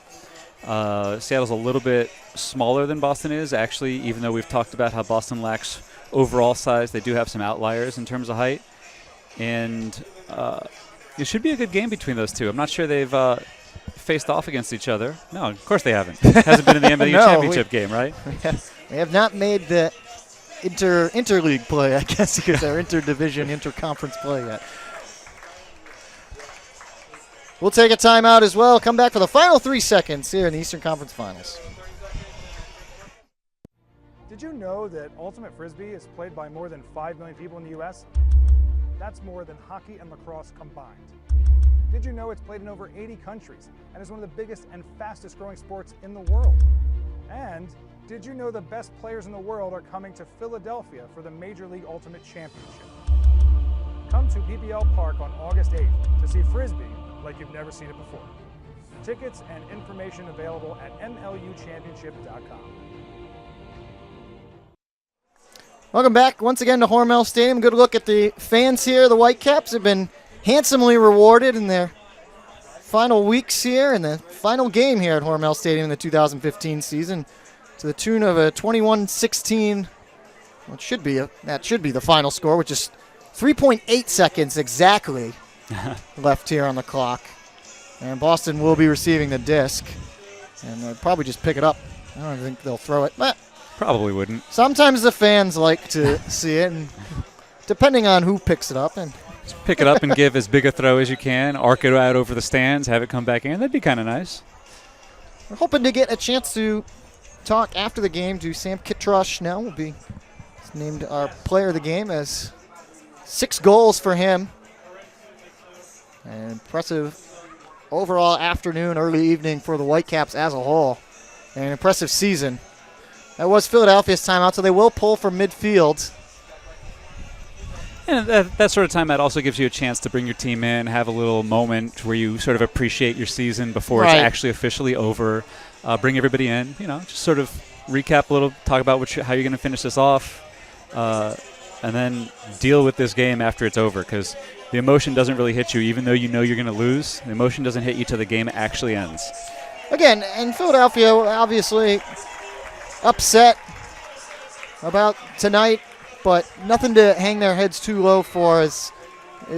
Congratulations as well to Coach Maroon and his staff here with the Spinners this season.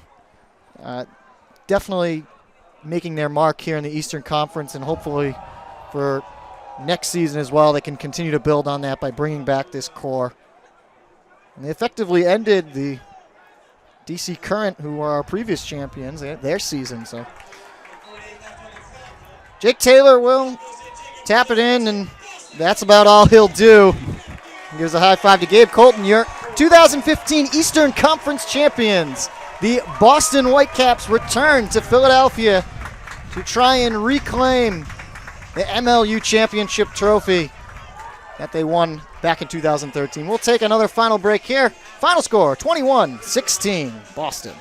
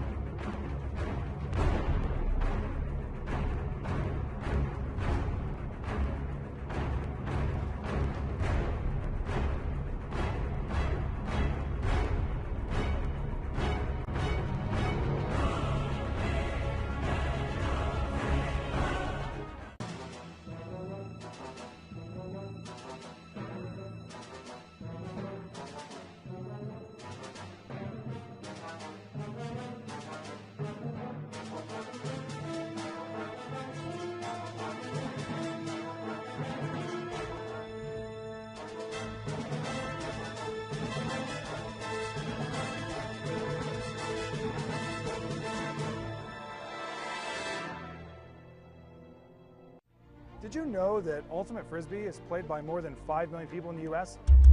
That's more than hockey and lacrosse combined. Did you know it's played in over 80 countries and is one of the biggest and fastest growing sports in the world? And did you know the best players in the world are coming to Philadelphia for the Major League Ultimate Championship? Come to PPL Park on August 8th to see Frisbee like you've never seen it before. Tickets and information available at MLUchampionship.com. Welcome back to Hormel Stadium. You just saw our last break there. August 8th, the MLU Championship. We now know who will be there. It's the Boston Whitecaps and the Seattle Rainmakers after the Whitecaps defeat the Philadelphia Spinners to the tune of 21-16. Let's take a look at some of the highlights from this one. It was fairly close, Dusty, for pretty much all of that first half, and Boston really just pulled away in that final quarter.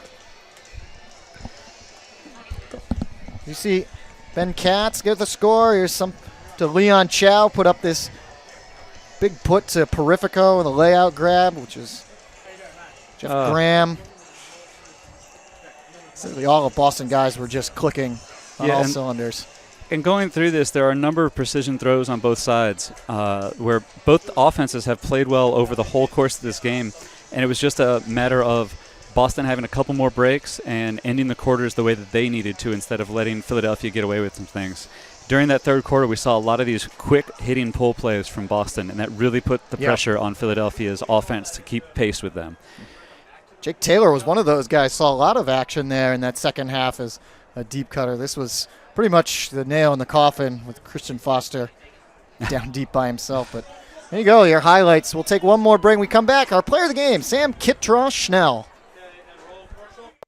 Did you know that Ultimate Frisbee is played by more than 5 million people in the U.S.? That's more than hockey and lacrosse combined. Did you know it's played in over 80 countries and is one of the biggest and fastest growing sports in the world? And did you know the best players in the world are coming to Philadelphia for the Major League Ultimate Championship? Come to PPL Park on August 8th to see Frisbee like you've never seen it before. Tickets and information available at MLUchampionship.com.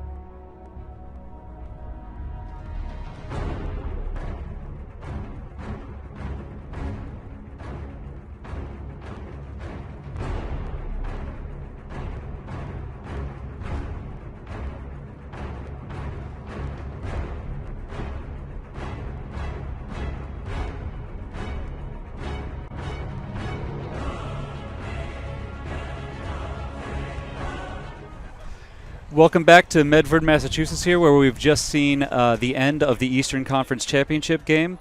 Boston has won 21-16, and we're here with our player of the game, Sam Kitrosh-Snell.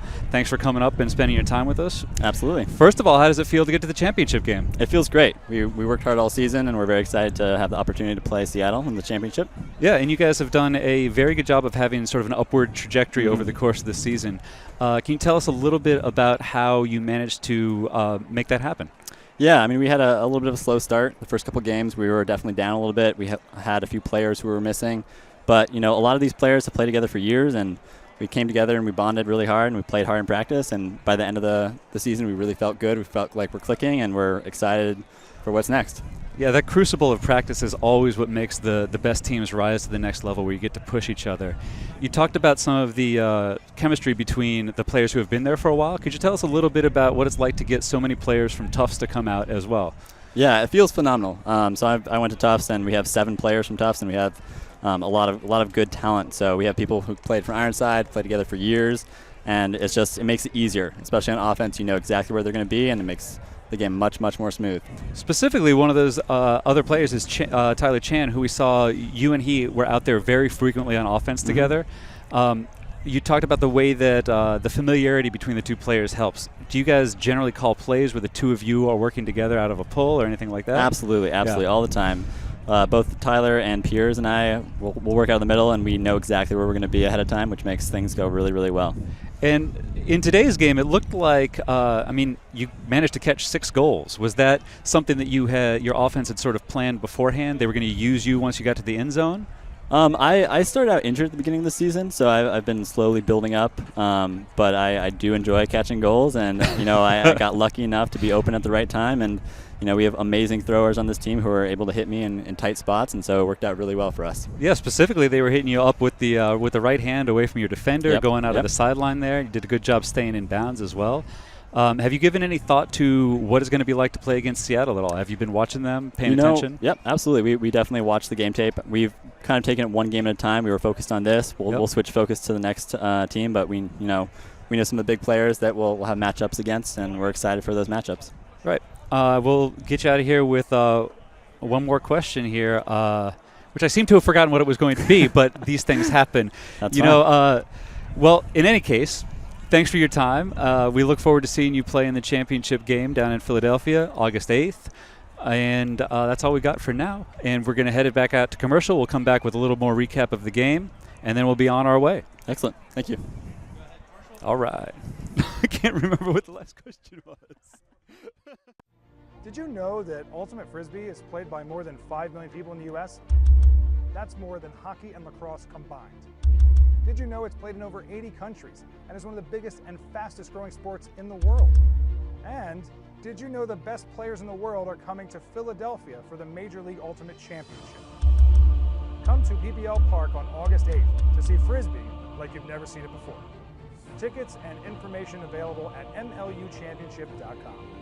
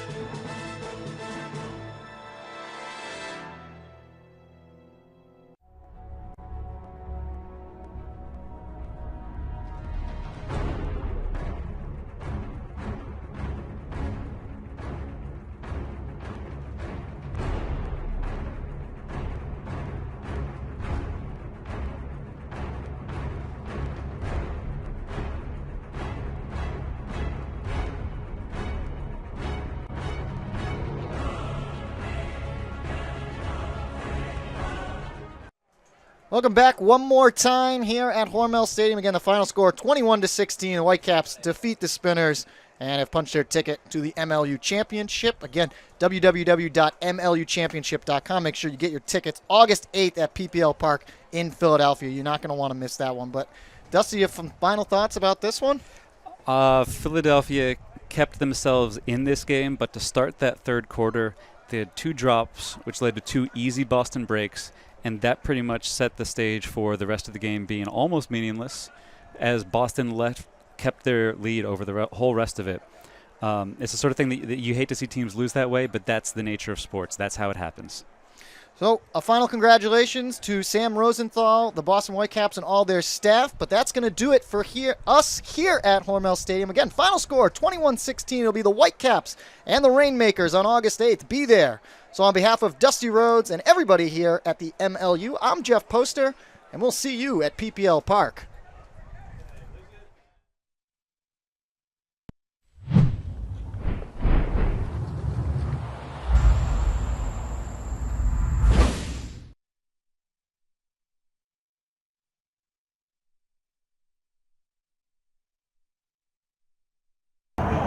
The guy in front of the booth is like, what? Are we rolling? Not rolling. Not rolling. Not rolling. Not rolling. Rolling? Okay. We're good. Yeah. It traveled. You good to go? You free to go? I'm good to go. All right, so congratulations. You the whole time. Yeah, and you're not going to hear my question.